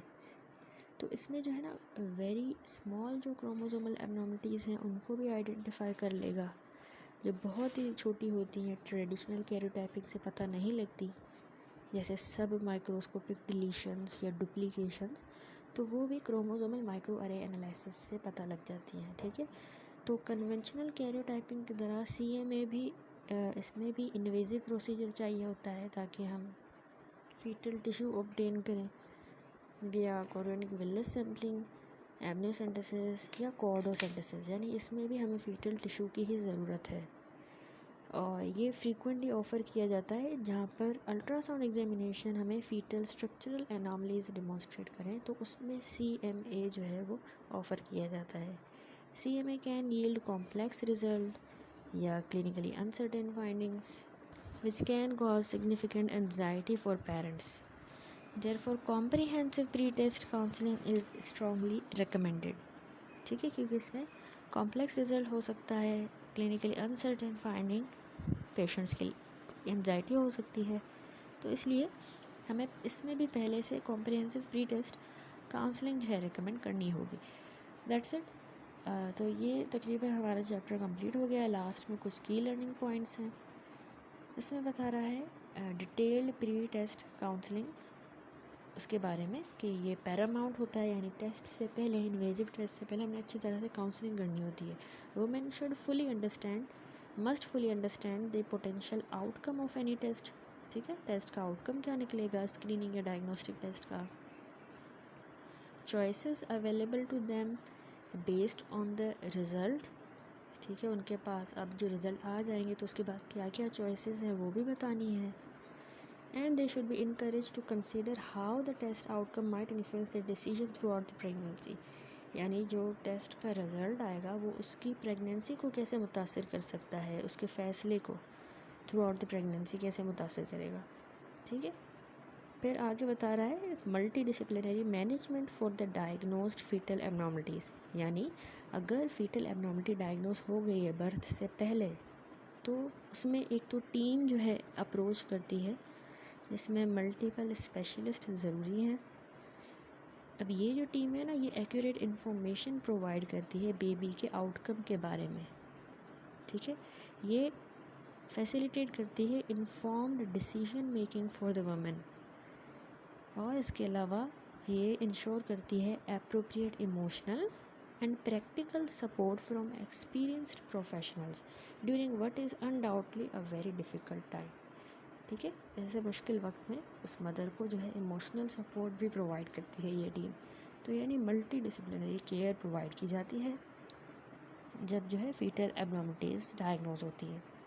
तो ये लास्ट में हमारे इम्पोर्टेंट की लर्निंग पॉइंट्स थे कि डिटेल्ड प्री टेस्ट काउंसलिंग की जाती है वुमेन की, उसको आउटकम बताए जाते हैं टेस्ट के, उसके पास चॉइसेस क्या हैं अवेलेबल रिजल्ट्स के बाद, और वो उसके डिसीजन को कैसे मतलब उसको हम इनकरेज करेंगे कि ये टेस्ट का आउटकम उसके डिसीजन को कैसे इन्फ्लुएंस करेगा। फिर मल्टी डिसिप्लिनरी टीम जो है वो, अगर कोई फीटल एबनॉर्मलिटी डायग्नोस हुई है तो टीम स्पेशलिस्ट की बहुत ज़रूरी है, वो उसको अप्रोच करेगी, एक्यूरेट इन्फॉर्मेशन देगी बेबी के आउटकम की, डिसीजन मेकिंग में हेल्प करेगी और emotional and practical support provide करेगी। That's it. यहाँ पर ये चैप्टर कंप्लीट हुआ। अब नेक्स्ट जो है हम सेल्फ असेसमेंट करेंगे, जिसमें डिफरेंट केसेस हम डिस्कस करेंगे। सबसे पहले सेल्फ असेसमेंट केस हिस्ट्री 1। इसमें बोल रहा है Ann is a 22-year-old woman living in north west of England. She found herself unexpectedly pregnant and she had not been taking periconceptional folic acid. When she first attended the antenatal clinic, an ultrasound scan showed her to be 19 weeks pregnant. Fetus was noted to have an abnormal head shape. Cerebellum was described as banana-shaped and myelomeningocele was identified in the lumbar region. Fetus had bilateral talus. ठीक है, अब ये जो figure बना हुआ है 5.4, इसमें जो है नॉर्मल इंट्राक्रेनियल एनाटॉमी दिखाई गई है ए वाले फिगर में। Plane of the normal plane of the thalamic to visualise the ventricles. ठीक है, हेड बना हुआ है, बायपैरामीटल डायमीटर है। जो बी फिगर है उसमें ट्रांस सेरिबेलर प्लेन है। इसमें देखिए ओवॉइड शेप हो गई है हेड की, ओवॉइड, और डंबल शेप का देखिए सेरिबेलम नज़र आ रहा है। C B cerebellum dumbbell shape का है, वाइट एरो से दिखाया गया है, और ओवॉइड जो है इसका हेड हो गया है, इसकी शेप। ठीक है, ये ऑक्सीपिटोफ्रंटल डायमीटर साइड पे दिखाया गया OFD। दूसरा जो 5.5 फिगर है ये भी सिमिलर प्लेन ही है in Miss N whose fetus has a neural tube defect. इसमें अगले फिगर में देखें कि स्केलॉप्ड हेड शेप है एंटीरियरली, यानी लेमन शेप का हेड है, marked by white arrows and banana shape cerebellum marked by red arrows. ठीक है, यानी इसमें फीटस को न्यूरल ट्यूब डिफेक्ट है। इसमें स्केलॉप्ड हेड शेप दिखाई गई, आगे से स्केलॉप्ड है बिल्कुल लेमन की तरह, और सेरिबेलम पीछे जो है वो रेड एरो से दिखाया गया, बनाना शेप का हो गया है। तो along side is a section through the brain at the level of the thalami and ventricles indicating bilateral severe ventriculomegaly marked by white star। ठीक है, जो वाइट स्टार बने हुए ना दो ए वाले फिगर में, ये वेंट्रिकुलोमेगैली को इंडिकेट करें। ये वेंट्रिकल्स नज़र आ रहे हैं आपको जो इनलार्ज हो गए हैं। ठीक है, in each image A indicates the anterior, P indicates posterior part of the head. A का मतलब है जहाँ ए लिखा है वो आगे वाला हिस्सा इंटीरियर है, पी वाला पोस्टीरियर है। अब हमारे जो क्वेश्चंस हैं उसमें है कि आपने इस पेशेंट को किस तरह से मैनेज करना है। ठीक है, आपको पेशेंट जो है इसमें समझ आ गया। एक तो जो फीमेल है ये 22-year-old मिस एन है, 19 वीक प्रेग्नेंट है, अनएक्सपेक्टेड उसकी प्रेगनेंसी है। वो कोई कंसेप्शनल फॉलिक एसिड भी नहीं ले रही थी, जिसकी वजह से जब उसका अल्ट्रासाउंड किया गया तो उसमें हमें इस हेड की शेप जो है एबनॉर्मल मिली है, यानी लेमन शेप्ड हेड है, स्कैलॉप्ड। ठीक है, सेरिबेलम उसका बनाना शेप का है। माइलोमेनिंजोसील बताया गया कि लंबर रीजन में जो है वो न्यूरल ट्यूब डिफेक्ट है, माइलोमेनिंजोसील। बायलेटरल उसको टेलिप्स है, यानी क्लब फुट बच्चे को है, और इसके अलावा उस बच्चे को वेंट्रिकुलोमेगैली है, बायलेटरल सिवियर वेंट्रिकुलोमेगैली, ब्रेन के वेंट्रिकल्स इनलार्ज हो गए। तो यानी ये सारी फाइंडिंग्स स्पिना बाइफिडा विथ क्यारी 2 मालफॉर्मेशन को इंडिकेट कर रहे हैं। स्पिना बाइफिडा विथ क्यारी 2 मालफॉर्मेशन, जो कि एक सिवियर फॉर्म है न्यूरल ट्यूब डिफेक्ट का। बनाना शेप सेरिबेलम और लेमन शेप हेड, ये क्लासिक अल्ट्रासाउंड के साइंस हैं कैरी 2 मालफॉर्मेशन के, जहाँ पर ब्रेन टिश्यू यानी सेरिबेलम और ब्रेन स्टेम जो है ना ये नीचे की तरफ पुल हो जाते हैं स्पाइनल कनाल में, क्योंकि एक ओपन डिफेक्ट होता है स्पाइन के अंदर, तो उसमें से बाहर निकल आते हैं। वेंट्रिकुलोमेगैली CSF फ्लो ऑब्स्ट्रक्शन को इंडिकेट कर रहा है। टेलिप्स भी जो है ना क्लब फुट स्पाइनल कॉर्ड की इन्वॉल्वमेंट की वजह से हुआ है। तो अब हमारे जो क्वेश्चंस हैं ABCDE, ए क्वेश्चन है कि आप इस पेशेंट को मैनेज किस तरह करोगे। दूसरा बी क्वेश्चन है कि what outlook for the baby and child. C option है कि what option does Miss Ann have, इसके लिए ऑप्शंस क्या होंगे। What is the risk of it happening again in the future pregnancy, अगली प्रेगनेंसीज में फ्यूचर में कितना रिस्क है यही मेलफॉर्मेशंस का। And what advice would you give about the future pregnancy, के लिए आप एडवाइस क्या दोगे। ठीक है, ये हमारे इसमें डिफरेंट क्वेश्चंस हैं जिनके अभी हमें आंसर्स देखने हैं।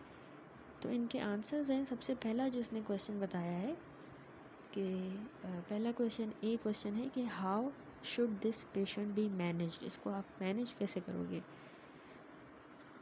सब ठीक है। अब इसकी क्वेश्चन है कि आपने जो है इस पेशेंट को मैनेज किस तरह करना है।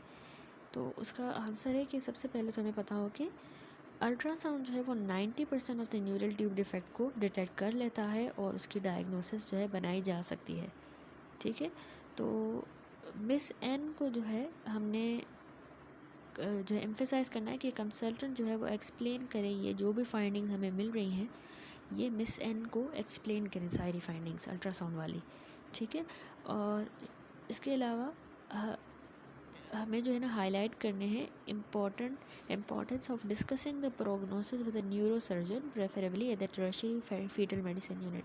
टर्शियरी फीटल मेडिसिन यूनिट पे हमें ये सारी जो चीज़ें हैं इसकी प्रोग्नोसिस जो है बच्चे की वो न्यूरोसर्जन के साथ डिस्कस करनी है। इसके अलावा भी अगर हम देखें जो इसमें नहीं लिखा हुआ आंसर, तो हम इसमें फीटल एमआरआई भी कर सकते हैं, एमनियोसेंटेसिस, सीएमए। ठीक है। ताकि फुल डायग्नोस्टिक वर्कअप किया जाए, ताकि फुल डिटेल्ड असेसमेंट की जाए और अगर कोई क्रोमोसोमल एब्नॉर्मलिटी भी है तो उसको भी डिटेक्ट कर लिया जाए। ठीक है। इवन अगर प्राइमरी डायग्नोसिस अल्ट्रासाउंड पर क्लियर भी है तो हम वो करेंगे। दूसरा अगला जो क्वेश्चन है कि what outlook for the baby या चाइल्ड, उसके लिए आउटलुक, तो उसमें है कि स्ट्रेसेस, अच्छा आउटलुक फॉर द बेबी में है कि for women to make decision about whether to continue with the pregnancy और not, they need an honest and realistic view of likely outcome for their baby or child. It is always difficult to predict the outlook for the baby or child, but lower lesions generally have better prognosis. यानी कम lesions होंगी तो फिर भी better prognosis है। यहाँ पर जो main problem है encountered उसमें है प्रॉब्लम विद मोबिलिटी, यानी जो इस बच्चे को इंडिविजुअल को जो न्यूरल ट्यूब डिफेक्ट है ये इसको व्हील चेयर बाउंड कर देंगे जैसे वो बड़ा होगा, तो इसमें मोबिलिटी का इशू है इस प्रेगनेंसी में। कंटिनेंस एंड वॉइडिंग, दोनों ब्लेडर और बॉवल इसके अफेक्ट होंगे स्पाइनल कॉर्ड की वजह से। आईक्यू इसका लो होगा, रिपीटेड इसकी सर्जरीज होंगी, शंट्स, ब्लेडर, बॉवल, ऑर्थोपेडिक। ठीक है। इसके अलावा difficulty forming normal relationship and living independently, इसमें भी डिफ़िकल्टी होगी। तो ये जो है आउटलुक जो है बेबी का, उसकी प्रोग्नोसिस को जो है प्रेडिक्ट करना होता है और डिसीजन लेना होता है कि वेदर ये प्रेगनेंसी कंटिन्यू करनी है या नहीं, वो डिपेंड करता है कि बेबी का आगे क्या निकलेगा आउटकम। देन अगला क्वेश्चन है कि सी क्वेश्चन है what option does Miss Ann have, इसके पास ऑप्शंस क्या है प्रेगनेंसी से रिलेटेड। तो एक तो है कि प्रेगनेंसी कंटिन्यू की जाए, दूसरा फीटल सर्जरी करवाई जाए या प्रेगनेंसी टर्मिनेट की जाए। ठीक है। Miss Ann may choose to continue with the pregnancy with support from the health care professional before and after, दोनों डिलीवरी से पहले एंड बाद में उसको सपोर्ट होगी हेल्थ केयर प्रोफेशनल से, वो प्रेगनेंसी को कंटिन्यू कर सकती है। ठीक है। Parents who choose to continue the pregnancy may benefit from contacting a parent support group such as ASBAH, Association for Spina Bifida and Hydrocephalus. Fetal surgery is now being offered in some countries to repair the myelomeningocele defect during pregnancy. It involves extensive maternal surgery with an associated risk of spontaneous preterm birth, and there is limited outcome data to show benefit. Alternatively, she may opt for termination of pregnancy, यानी या तो pregnancy को continue करे या fetal surgeries भी आ गई हैं, myelomeningocele को रिपेयर भी किया जाता है बहुत सी कंट्रीज़ में। ठीक है। तो उसमें एक्सटेंसिव मैटरनल सर्जरी भी आ जाती है, प्रीटर्म बर्थ का भी रिस्क है, या फिर वो प्रेगनेंसी को टर्मिनेट भी कर सकती है। तो ये डिफरेंट ऑप्शंस हैं फीमेल के। अगला क्वेश्चन है कि what is the risk of happening again in the future pregnancy. तो यानी रिकरेंस का रिस्क कितना है, 5% आफ्टर 1 अफेक्टेड प्रेगनेंसी। ठीक है। 12% आफ्टर 2, अगर 2 बार प्रेगनेंसी हुई है, दोनों में यही प्रॉब्लम हुआ था तो 12% रिस्क है। एक बार अगर हुई है तो 5% है। 3 बार अगर यही कंडीशन हुई है तो अब अगली प्रेगनेंसी में 20% रिस्क हो जाता है। ठीक है। तो जो लिस्ट फैक्टर्स आगे लिस्ट में है फैक्टर्स जो इसके रिस्क को बढ़ाते हैं। एक तो geographical area, Ireland, Scotland, NW England, वहाँ पर ज़्यादा है। मैटरनल डायबिटीज़ अगर हो, मैटरनल एपिलेप्सी या वो एंटी एपिलेप्टिक मेडिकेशन ले रही हूँ, और मैटरनल ओबेसिटी, ठीक है, उनसे जो है ज़्यादा रिस्क है रिकरेंस का। एडवाइस हम क्या देंगे फ्यूचर प्रेगनेंसी के बारे में कि जो है क्रूशली हमें एडवाइस करना है हायर डोज, तकरीबन 5 मिलीग्राम, याद रखिएगा हायर डोज 5 मिलीग्राम का pre conceptional folic acid female को 3 महीनों तक खाना है, ताकि उसको दोबारा ये प्रॉब्लम ना हो, उसकी रिकरेंस रिड्यूस हो। ये मोस्ट क्रिटिकल इंटरवेंशन है इसमें, ठीक है। इसके अलावा हेल्दी ईटिंग और नॉर्मल वेट के बारे में एडवाइस करना है, और कोई भी अगर वो मेडिकेशन ले रही हैं जैसे एंटी एपिलेप्टिक वगैरह, तो उसको भी अच्छी तरह से रिव्यू करना है, ठीक है। तो ये डिफरेंट क्वेश्चंस थे कि हमने इस तरह से एडवाइस देनी है फीमेल को फ्यूचर प्रेगनेंसीज़ के बारे में। फॉलिक एसिड की रिस्क हमने बताया अगली फ्यूचर प्रेगनेंसी में, 1 है तो 5%, 2 है तो 12%, 3 बार डिजीज़ हुई है रिपीट 3 प्रेगनेंसीज़ में तो 20% रिस्क है। ऑप्शंस जो है वो उसमें हमारे पास कंटिन्यू प्रेगनेंसी भी कर सकती है, फीटल सर्जरी या टर्मिनेशन ऑफ प्रेगनेंसी। आउटलुक जो है बेबी का वो डिपेंड करता है उसकी मेन प्रॉब्लम्स पर, और इसके अलावा मैनेजमेंट जो है उसमें हमने जो है अल्ट्रासाउंड करना होता है, कंफर्म करना है, फिर हमने कंसल्टेंट एक्सप्लेनेशन न्यूरोसर्जन के साथ डिस्कस करना है। दैट्स इट, पहला केस कंप्लीट हुआ। अब उसके बाद अगला केस 2 है। Miss G is an 18-year-old woman who had her first scan at 16-week gestation. When the fetal abdomen was scanned, an irregular mass was seen to project from the anterior abdominal wall at the level of umbilicus to the right side of the umbilical cord. Figure जो है बना हुआ 5.6, इसमें वो herniated bowel दिखाया गया है, indicated by white arrow. देखिए वाइट एरो से वो बावल नज़र आ रहा है, हर्निएट हो गया है इन द एमनियोटिक फ्लूइड। बाकी इसमें कोई भी फीटल एब्नॉर्मलिटीज़ नहीं मिली, ठीक है। ये फिगर देखें, इसमें गैस्ट्रोस्कीसिस दिखाया गया है, अल्ट्रासाउंड पर एरो हमें नज़र आ रहा है। ये एमनियोटिक फ्लूइड है AF, S से फीटल स्टमक है, SP जो है वो फीटल स्पाइन है, नीचे प्लासेंटा है, ठीक है। तो इसमें केस में यही बताया गया है कि फ़ीमेल है 18 ईयर्स ओल्ड है, और उसको जो है right side of the umbilical cord insertion के इंटीरियर एब्डोमिनल वॉल से एक इरेगुलर मास प्रोजेक्ट कर रहा है, उसके 16 वीक ऑफ जेस्टेशन चल रहा है, ठीक है। तो एमनियोटिक फ्लूइड में वो हर्निएटेड बॉवल है, कोई और एब्नॉर्मलिटी नहीं है। तो अब आप बताएं कि इसको किस तरह से पेशेंट को मैनेज करना है, कंसल्टेंट को क्या बताना है, व्हाट शुड द यानी कंसल्टेंट फीमेल को क्या बता, ठीक है। अब जो है इसमें क्वेश्चन है कि how this patient be manage, ठीक है। यानी 18 ईयर ओल्ड फीमेल है, 16 वीक की जेस्टेशन है, इरेगुलर मास एब्डोमेन से जो है प्रोजेक्ट कर रहा है एंटीरियर एब्डोमिनल वॉल से to the right side of the umbilical cord insertion. वो एक हर्निएटेड बॉवल ही है जो एमनियोटिक फ्लूइड में प्रोजेक्ट कर रहा है, कोई और एब्नॉर्मलिटी नहीं है। तो आप कैसे मैनेज करोगे? कंसल्टेंट जो है इसको फीमेल को क्या बताएगा about the outlook for her baby and what plan would you make for the delivery. तो इसका आंसर है, सबसे पहले तो ए क्वेश्चन का आंसर देखें कि how should this patient be manage. अब इसको जो है ना, इसकी डायग्नोसिस है गैस्ट्रोस्कीसिस, ठीक है। अल्ट्रासाउंड पे हमें पता लगा है, अल्ट्रासाउंड से हमने इसको गैस्ट्रोस्कीसिस डायग्नोस किया है। तो अल्ट्रासाउंड जो है तकरीबन 90% ऑल गैस्ट्रोस्कीसिस जो डिफेक्ट्स हैं उनको डिटेक्ट करता है। Miss G should be seen by consultant, और अल्ट्रासाउंड की फाइंडिंग हमें जो है उसको एक्सप्लेन करनी है, उसको कंसल्टेंट को रेफ़र करना होगा।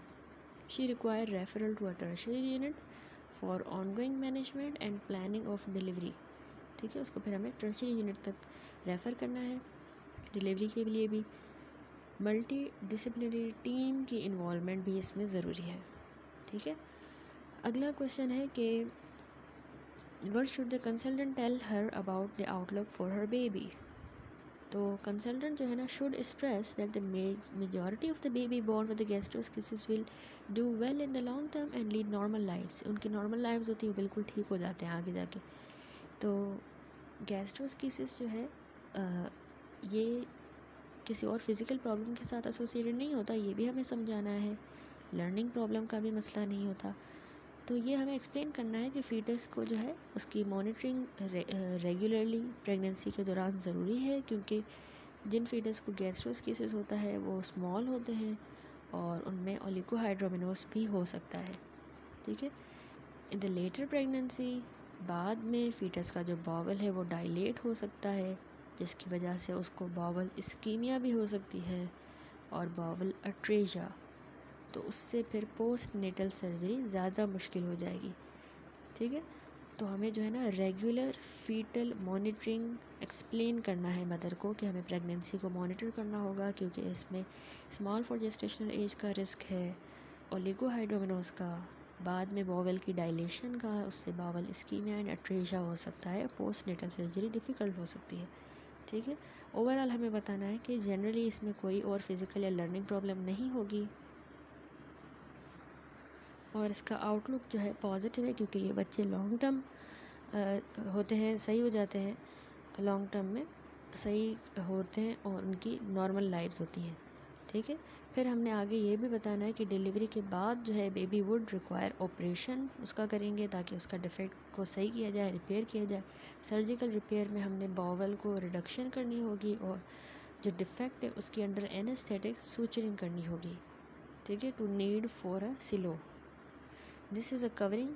सिलो जो है एक कवरिंग होती है जो एब्डोमिनल ऑर्गन्स के ऊपर रखी जाती है आउटसाइड ऑफ द बेबी, ठीक है। हम या तो डायरेक्ट रिडक्शन या सूचरिंग करेंगे या फिर सिलो यूज़ करेंगे। सिलो जो है वो ऑर्गन्स के ऊपर रखा, एब्डोमेन के ऊपर रखा जाता है, ताकि जो ग्रेजुअली जो ऑर्गन्स हैं वो हफ्ते के अंदर वापस रिटर्न कर जाते हैं। सिवियर केसेस में हमें बॉवल की रिसेक्शन भी करनी पड़ सकती है, या बॉवल को यानी हमें रिसेक्ट करना पड़ेगा अट्रेशियास के लिए या वॉल्वुलस के लिए, ठीक है। तो सर्वाइवल रेट तकरीबन 97% होता है for simple cases. Majority of full oral feed by 4 week for simple cases, ठीक है। फुल ओरल फीड पर ही होते हैं सिंपल केस में बच्चे जो हैं 4 हफ्तों की as per. More complex cases में अगर उसमें लो रेट होता है सर्वाइवल का और लॉन्गर हॉस्पिटलाइजेशन। मिस जी जो है उसको हमें अपॉर्चुनिटी देनी है to meet the paediatric surgeon during the pregnancy also, और वो मतलब पीडियाट्रिक सर्जिकल यूनिट को भी विज़िट करेंगी। डिलीवरी के बाद ही should be encourage to express breast milk to feed to her baby. Then third हमारा जो क्वेश्चन है उसमें आता है what plan would you make for delivery, ठीक है। डिलीवरी के लिए अब ऐसी प्रेगनेंसी में क्या प्लान होगा, तो इंडक्शन की जाएगी तकरीबन 37 वीक ऑफ जेस्टेशन पर। Enables delivery to be planned in a unit with appropriate paediatric surgical facilities भी वहाँ होनी चाहिए, and may reduce the incidence of stillbirth late in the pregnancy, ठीक है। तो यानी हमें प्लान डिलीवरी करनी है ऐसे यूनिट में, हॉस्पिटल में, जहाँ पर एप्रोप्रिएट पीडियाट्रिक सर्जिकल फैसिलिटीज़ भी हों।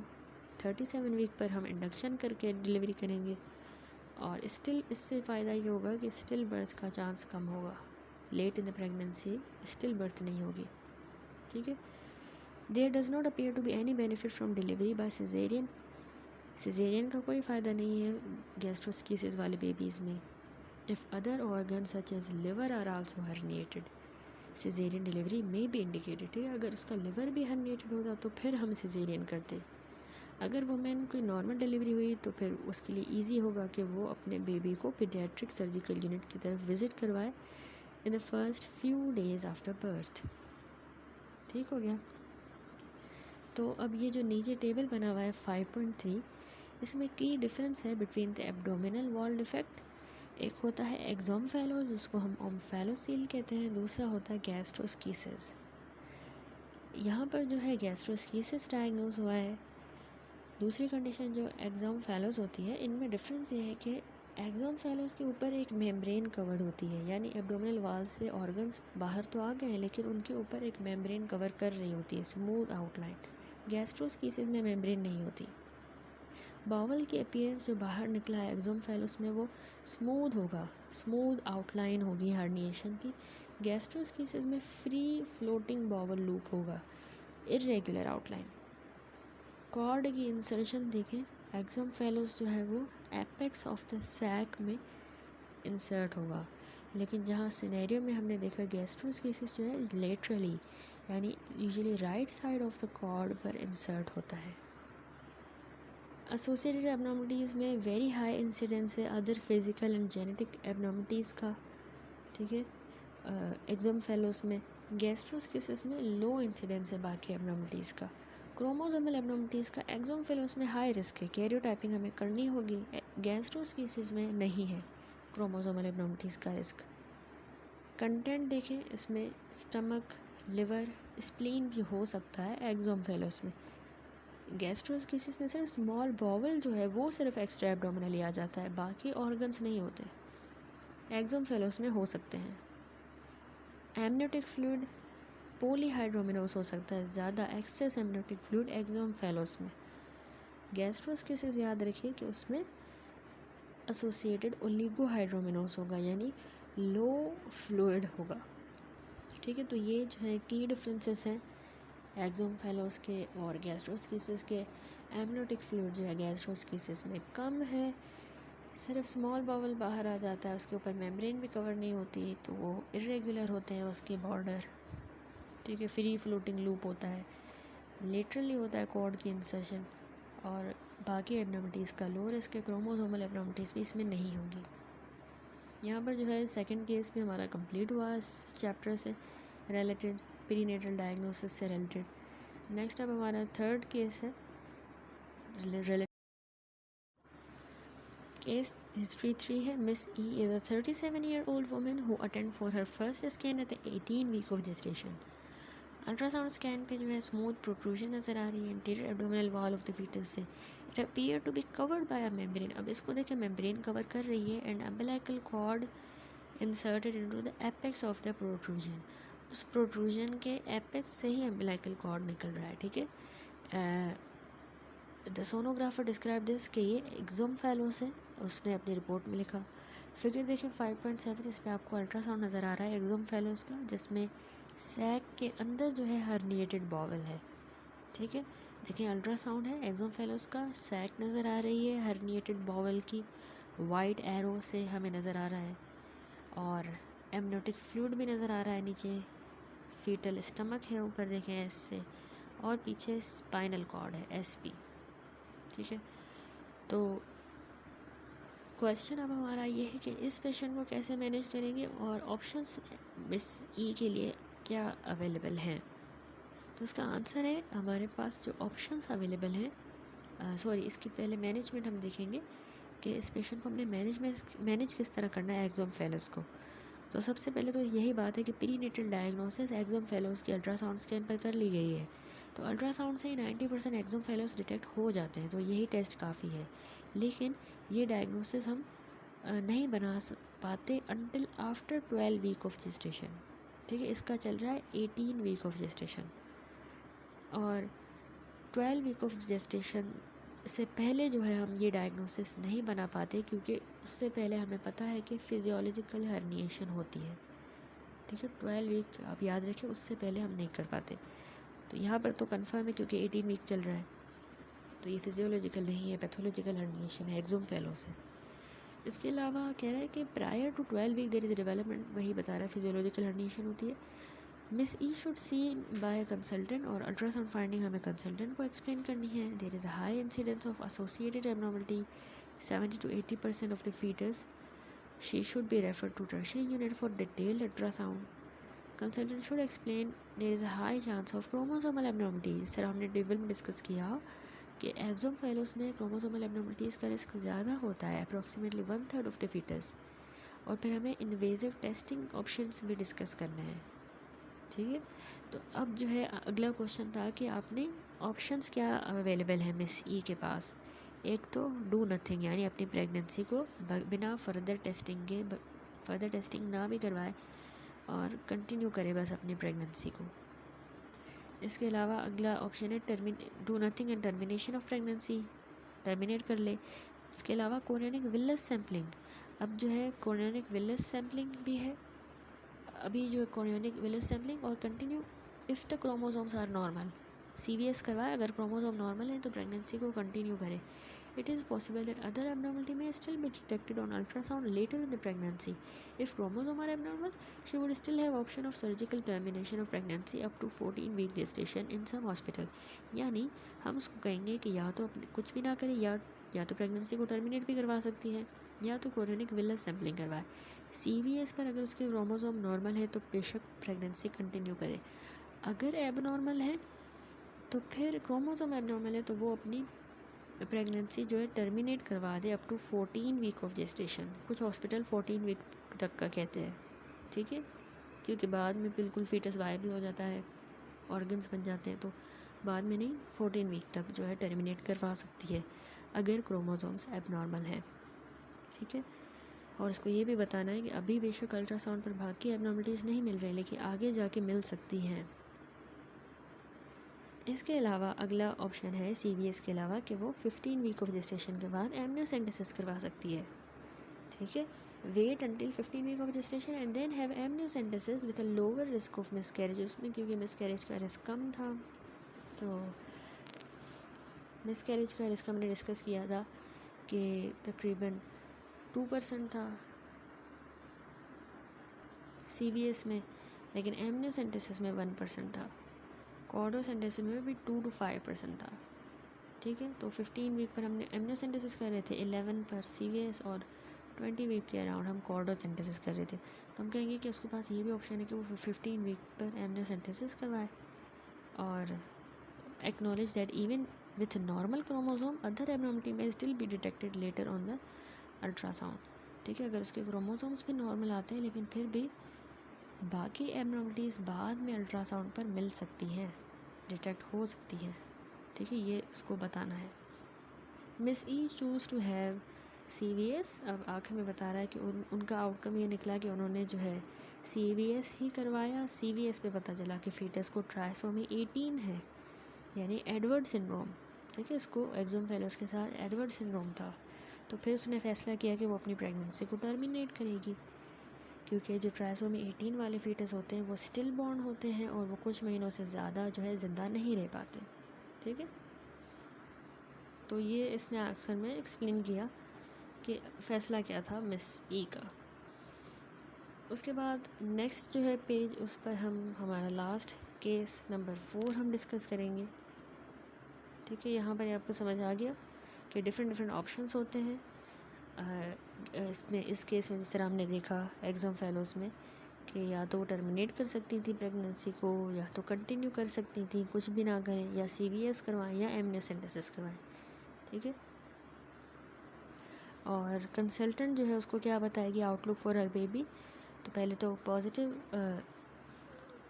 इसका पहला क्वेश्चन था कि जो है पेशेंट को मैनेज कैसे करेंगे। तो एक्सोम्फेलोस अल्ट्रासाउंड पर डायग्नोज हुआ, 12 वीक से पहले होता तो वो फिजियोलॉजिकल होती, लेकिन ये फिजियोलॉजिकल नहीं है, इसको हमने टर्शियरी यूनिट की तरफ रेफ़र करना होता है, क्योंकि इसमें एसोसिएटेड एबनॉर्मलिटीज़ हो सकती हैं, क्रोमोसोमल एबनॉर्मलिटी भी हो सकती है, तो उसके लिए इन्वेजिव टेस्ट करवाना पड़ेगा।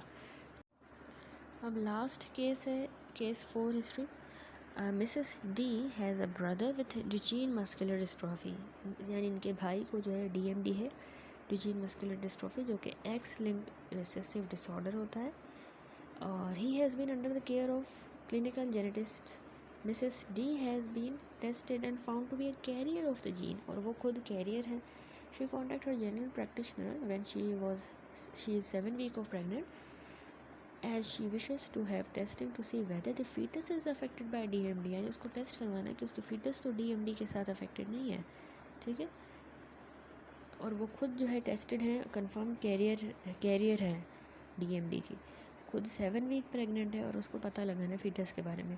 तो what are the chances of Mrs D having affected fetus. हमने एक तो क्वेश्चन हमारा ये है कि हमें चांसेस बताने हैं कि मिसेस डी का फीटस भी DMD के साथ अफेक्टेड है, उसका कितना चांस है, और अब हम मिसेस डी को मैनेज किस तरह करेंगे। तो इसका आंसर है कि overall there is 1:4 chance of affected fetus, ठीक है। 1:4 चांस है कि अफेक्टेड फीटस जो है वो अफेक्टेड होगा। DMD x linked recessive condition होती है।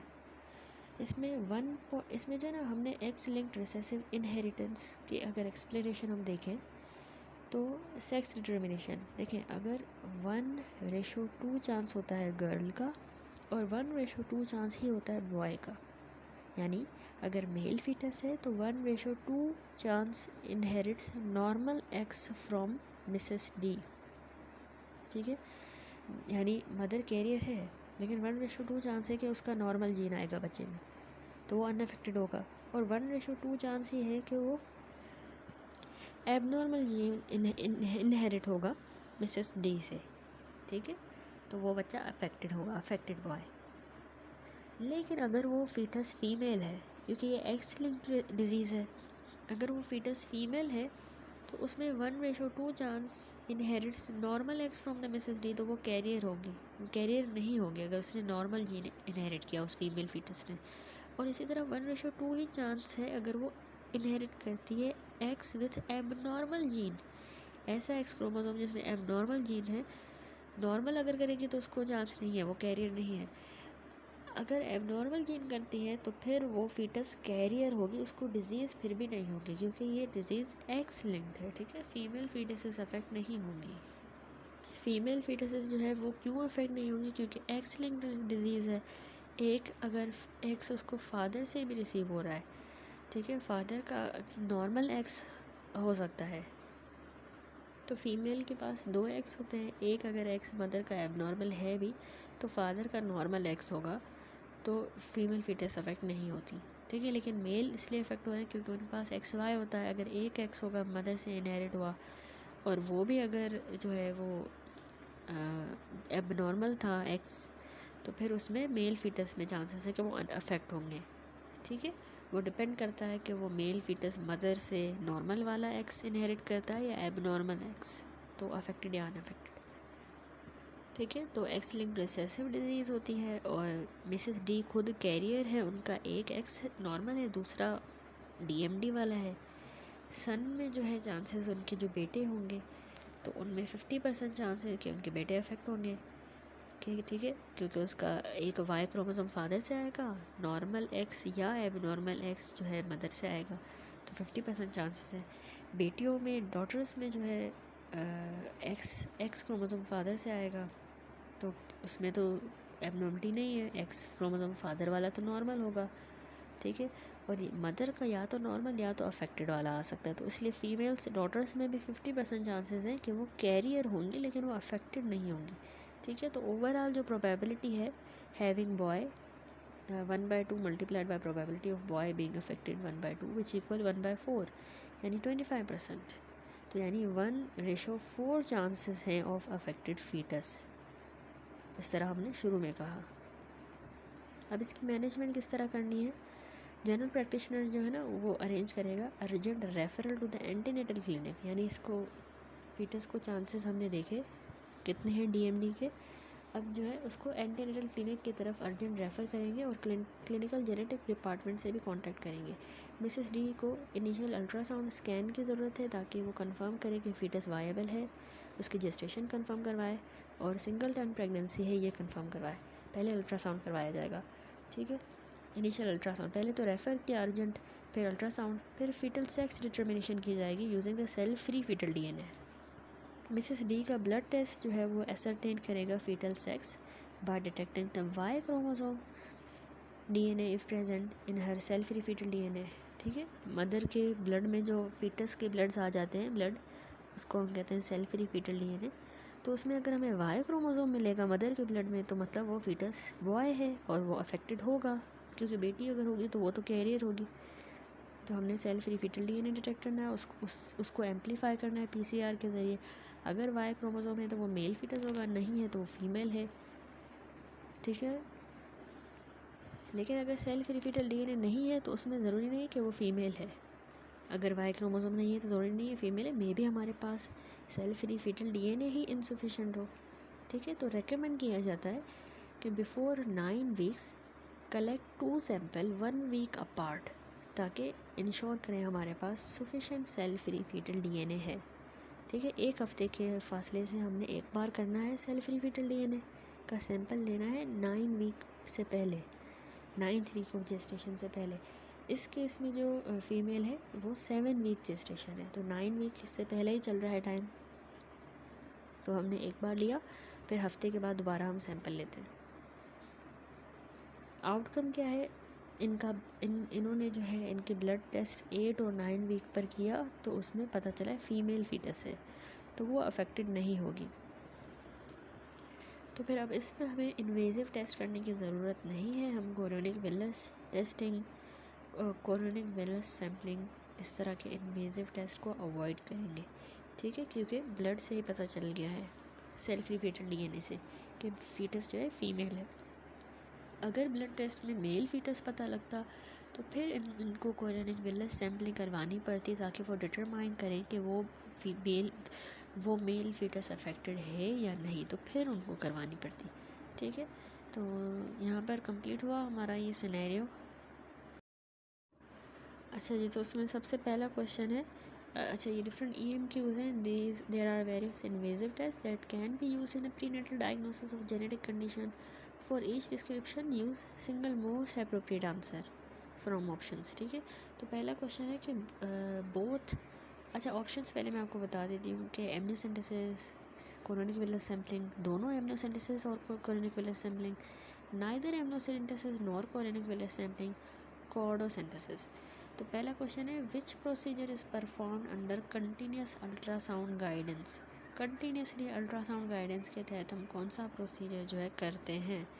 तो इसका आंसर है दोनों, एमनियोसेंटेसिस भी और कोरियोनिक विलस सैम्पलिंग को हमने अल्ट्रासाउंड के अंडर करना होता है ताकि कॉम्प्लिकेशन से रिड्यूस कर सकें, जैसे मिसकैरेज ना हो जाए, फीटल ट्रॉमा या फेल्ड सैंपल कलेक्शन, इनसे बचने के लिए हम अल्ट्रासाउंड के ज़रिए ही दोनों कर रहे होते हैं, ठीक है।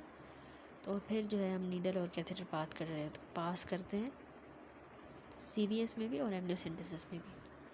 अगला है कि which test can be perform at the 9th week of gestation, 9th week पर हम कौन सा करते हैं। तो 9th वीक पर ना तो एमनियोसेंटेसिस होती है ना ही कोरियोनिक विलस सैम्पलिंग होती है, क्योंकि हमने कहा था अर्ली एमनियोसेंटेसिस जो है 15 वीक ऑफ जेस्टेशन से पहले होती है, तो उसमें जो है मिसकैरेज का रिस्क ज़्यादा होता है, ठीक है। हम करते 15 वीक पर या उसके बाद है, अगर पहले कर ली तो मिसकैरेज हो सकता है। इसी तरह CVS 11 वीक पर की जाती है, उससे पहले करेंगे तो फिर लिम्ब डिफेक्ट हो सकता है। और सेल फ्री फीटल डीएनए जो है वो हम जो है नॉन इन्वेजिव टेस्ट है जो हम 9 वीक ऑफ जेस्टेशन पे परफॉर्म कर सकते हैं ताकि फीटल जेंडर या RH-D जीन का पता लगाया जा सके। लेकिन फिर उसमें भी हमने 1 हफ्ते के बाद रिपीट करना होता है डायग्नोसिस को कंफर्म करने के लिए, ठीक है। तो इसका आंसर यही है कि हम ना तो एमनियोसेंटेसिस ना ही कोरियोनिक विलस सैम्पलिंग, इन दोनों में से कोई भी जो है 9th वीक ऑफ जेस्टेशन से पहले नहीं करते। अगला क्वेश्चन है कि which test is use to diagnose spina bifida. अब स्पिना बाइफिडा के लिए जो डायग्नोसिस बनाने के लिए ना तो एमनियोसेंटेसिस ना ही कोरियोनिक विलस सैम्पलिंग, क्योंकि इसमें अल्ट्रासाउंड हम यूज़ कर रहे होते हैं स्पिना बाइफिडा के लिए। ये जो इन्वेजिव टेस्ट है ना, ये एक्चुअली एन्यूप्लॉइडी को डायग्नोस करने के लिए यूज़ होते हैं, या सिंगल जीन डिसऑर्डर या फीटल इन्फेक्शंस को। अगर फीटस का कोई स्ट्रक्चरल डिफेक्ट है तो उसके लिए अल्ट्रासाउंड ज़्यादातर होता है, इन्वेजिव टेस्ट नहीं होते, ठीक है। अल्फ़ा फीटोप्रोटीन के लेवल्स पहले मेजर किए जाते थे स्पिना बाइफिडा के लिए पास्ट में, वो भी इसने थोड़ा बताया है। देन अगला क्वेश्चन है which test is used to diagnose single gene disorders in the fetus, ठीक है। फीटस में सिंगल जीन डिसऑर्डर्स के लिए हम डायग्नोस करने के लिए कौन सा टेस्ट करेंगे, उसके लिए हम दोनों करते हैं, एमनियोसेंटेसिस भी और कोरियोनिक विलस सैम्पलिंग, ठीक है। कह रहा है कि diagnosis of single gene disorders में हमने क्या करना होता है, जेनेटिक म्यूटेशन को देखना होता है ना फीटल डीएनए में PCR के ज़रिए। तो हम फीटल डीएनए को एक्सट्रैक्ट कर सकते हैं, कहाँ से करेंगे, एमनियोसाइट्स से जो एमनियोटिक फ्लूइड में मौजूद है। तो यानी एमनियोसेंटेसिस कर सकते हैं, उससे फीटल डीएनए निकाल के उसकी PCR करके कर सकते हैं सिंगल जीन डिसऑर्डर्स को डायग्नोस। सिंस प्लासेंटा जो है is derived from blastocyst, genetic makeup of fetus is same is that of the placenta, तो प्लेसेंटा का भी वही जेनेटिक मेकअप है, तो इसलिए हम CVS भी कर सकते हैं। यानी chorionic villus biopsy trophoblast cells की in the mesenchyme of the placental villi are collected and extracted DNA can be used for the prenatal diagnosis, ठीक है। तो दोनों टेस्ट किए जा सकते हैं, दोनों कोरियोनिक विलस सैम्पलिंग और एमनियोसेंटेसिस हमें फीटल डीएनए के बारे में प्रोवाइड करेगा फीटल डीएनए, जो उसके लिए डीएनए को फिर हम जो है स्पेसिफिक म्यूटेशंस के लिए सिंगल जीन डिसऑर्डर्स को डायग्नोस करने के लिए यूज़ करेंगे। Then which test is use to diagnose fetal anaemia. Fetal anaemia का कैसे पता लगे, तो उसके लिए कॉर्डोसेंटेसिस की जाती है, जिसमें sample of fetal blood umbilical cord से लिया जाता है अल्ट्रासाउंड गाइडेंस के ज़रिए। उसमें फीटल अनीमिया का पता लगता है, ठीक है। इसके अलावा हम अल्ट्रासाउंड भी कर सकते हैं ताकि फीटल अनीमिया को डिटेक्ट करें using middle cerebral artery Doppler, जो हमने chapter 4 assessment of fetal wellbeing में डिटेल में डिस्कस किया कि किस तरह मिडल सेरेब्रल आर्टरी में अनीमिया का पता लगता है। क्योंकि डॉपलर हमें वेलोसिटी ऑफ ब्लड फ्लो बताता है, तो अनीमिया में ब्लड लेस विस्कस होता है, तो फ्लो ज़्यादा हो जाता है मिडल सेरेब्रल आर्टरी में। पास्ट में अनीमिया फीटल अनीमिया का पता लगाने के लिए एमनियोसेंटेसिस की जाती थी, जिसमें ऑप्टिकल डेंसिटी चेंज को मेजर किया जाता था at the wavelength of 450 nanometre which detects the bilirubin, a breakdown product of fetal haemoglobin. ठीक है, हीमोलाइटिक अनीमिया का पता लगाया जाता था एमनियोसेंटेसिस के ज़रिए, लेकिन बेस्ट ऑप्शन इसका अभी कॉर्डोसेंटेसिस है, उससे हम जो है अनीमिया का पता लगाएंगे। और डॉपलर मिडल सेरेब्रल आर्टरी का डॉपलर भी प्राइमरी स्क्रीनिंग मेथड है फॉर फीटल अनीमिया। डायग्नोसिस के लिए हम कॉर्डोसेंटेसिस करते हैं कंफर्म करने के लिए, वो स्क्रीनिंग हो गया अल्ट्रासाउंड। लास्ट क्वेश्चन है which test can be performed at the 11th week of gestation. तो इसको अच्छी तरह से याद कर लें कि 11th वीक ऑफ जेस्टेशन पे हमने कहा था कि हम कोरियोनिक विलस सैम्पलिंग करते हैं, क्योंकि 15 वीक ऑफ जेस्टेशन पर हम एमनियोसेंटेसिस कर रहे होते हैं, ठीक है। और 14 वीक से पहले एमनियोसेंटेसिस अगर की तो उसमें फीटल लॉस रेट ज़्यादा है, फीटल टेलिप्स हो सकता है, रेस्पिरेटरी मॉर्बिडिटी बनस्बत सीवीएस के। कॉर्डोसेंटेसिस भी हमने देखा था कि वो 20 वीक पर कर रहे थे, एमनियोसेंटेसिस 15 पर। 11 पे हमने सीवीएस पढ़ा था कि कोरियोनिक विलस सैम्पलिंग की जाती है, ठीक है।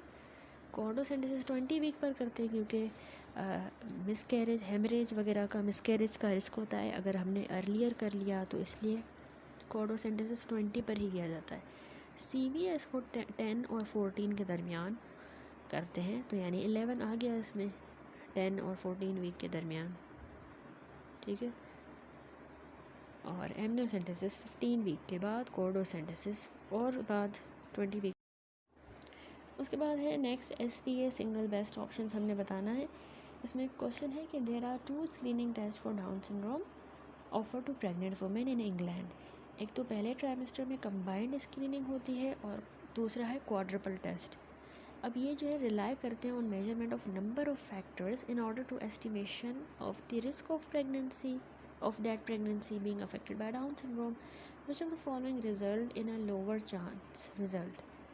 अब इनमें से आप बताएं कि किस में जो है लोअर चांस रिजल्ट है, और आपने सिंगल बेस्ट आंसर बताना है, ठीक है। तो ऑप्शन है हमारे पास beta HCG level above the average for gestation, alpha fetoprotein level above the average for gestation, high maternal age, knuckle translucency above for the gestation, previous history for the Down syndrome, PAPPA level below average for gestation, ठीक है। अब इनका जो best answer है और बाकी answer क्यों correct नहीं है वो बताना है। यानी हमारा क्वेश्चन है कि कौन से में लो चांस रिजल्ट है, ठीक है। तो इसकी एक्सप्लेनेशन देखिए, इसमें बताया गया है कि वेरियस जो मैटरनल सीरम प्रोटीन लेवल है वो डाउन सिंड्रोम में अल्टर हो जाते हैं।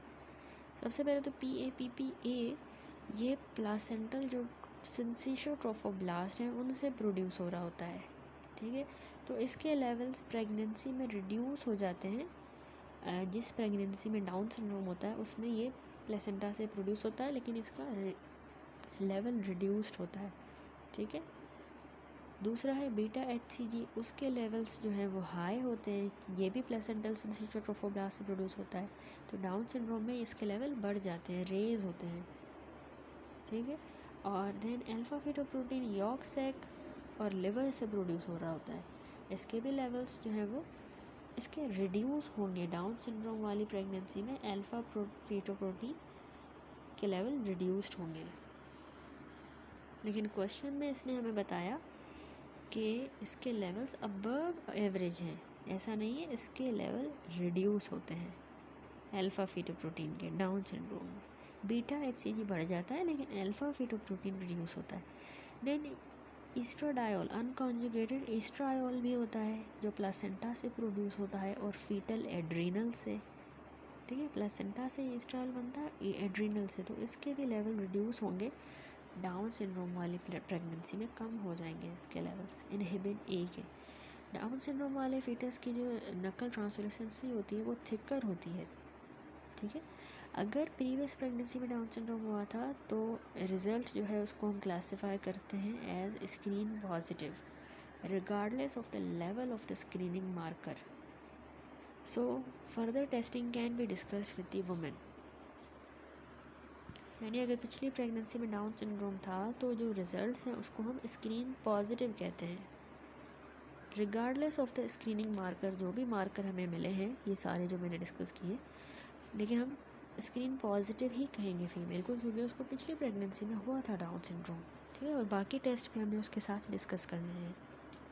तो यहाँ पर हमारा करेक्ट आंसर जो है वो अल्फ़ा फीटोप्रोटीन होगा क्योंकि बीटा HCG का लेवल भी ज़्यादा हो रहा है, सही लिखा है इसने।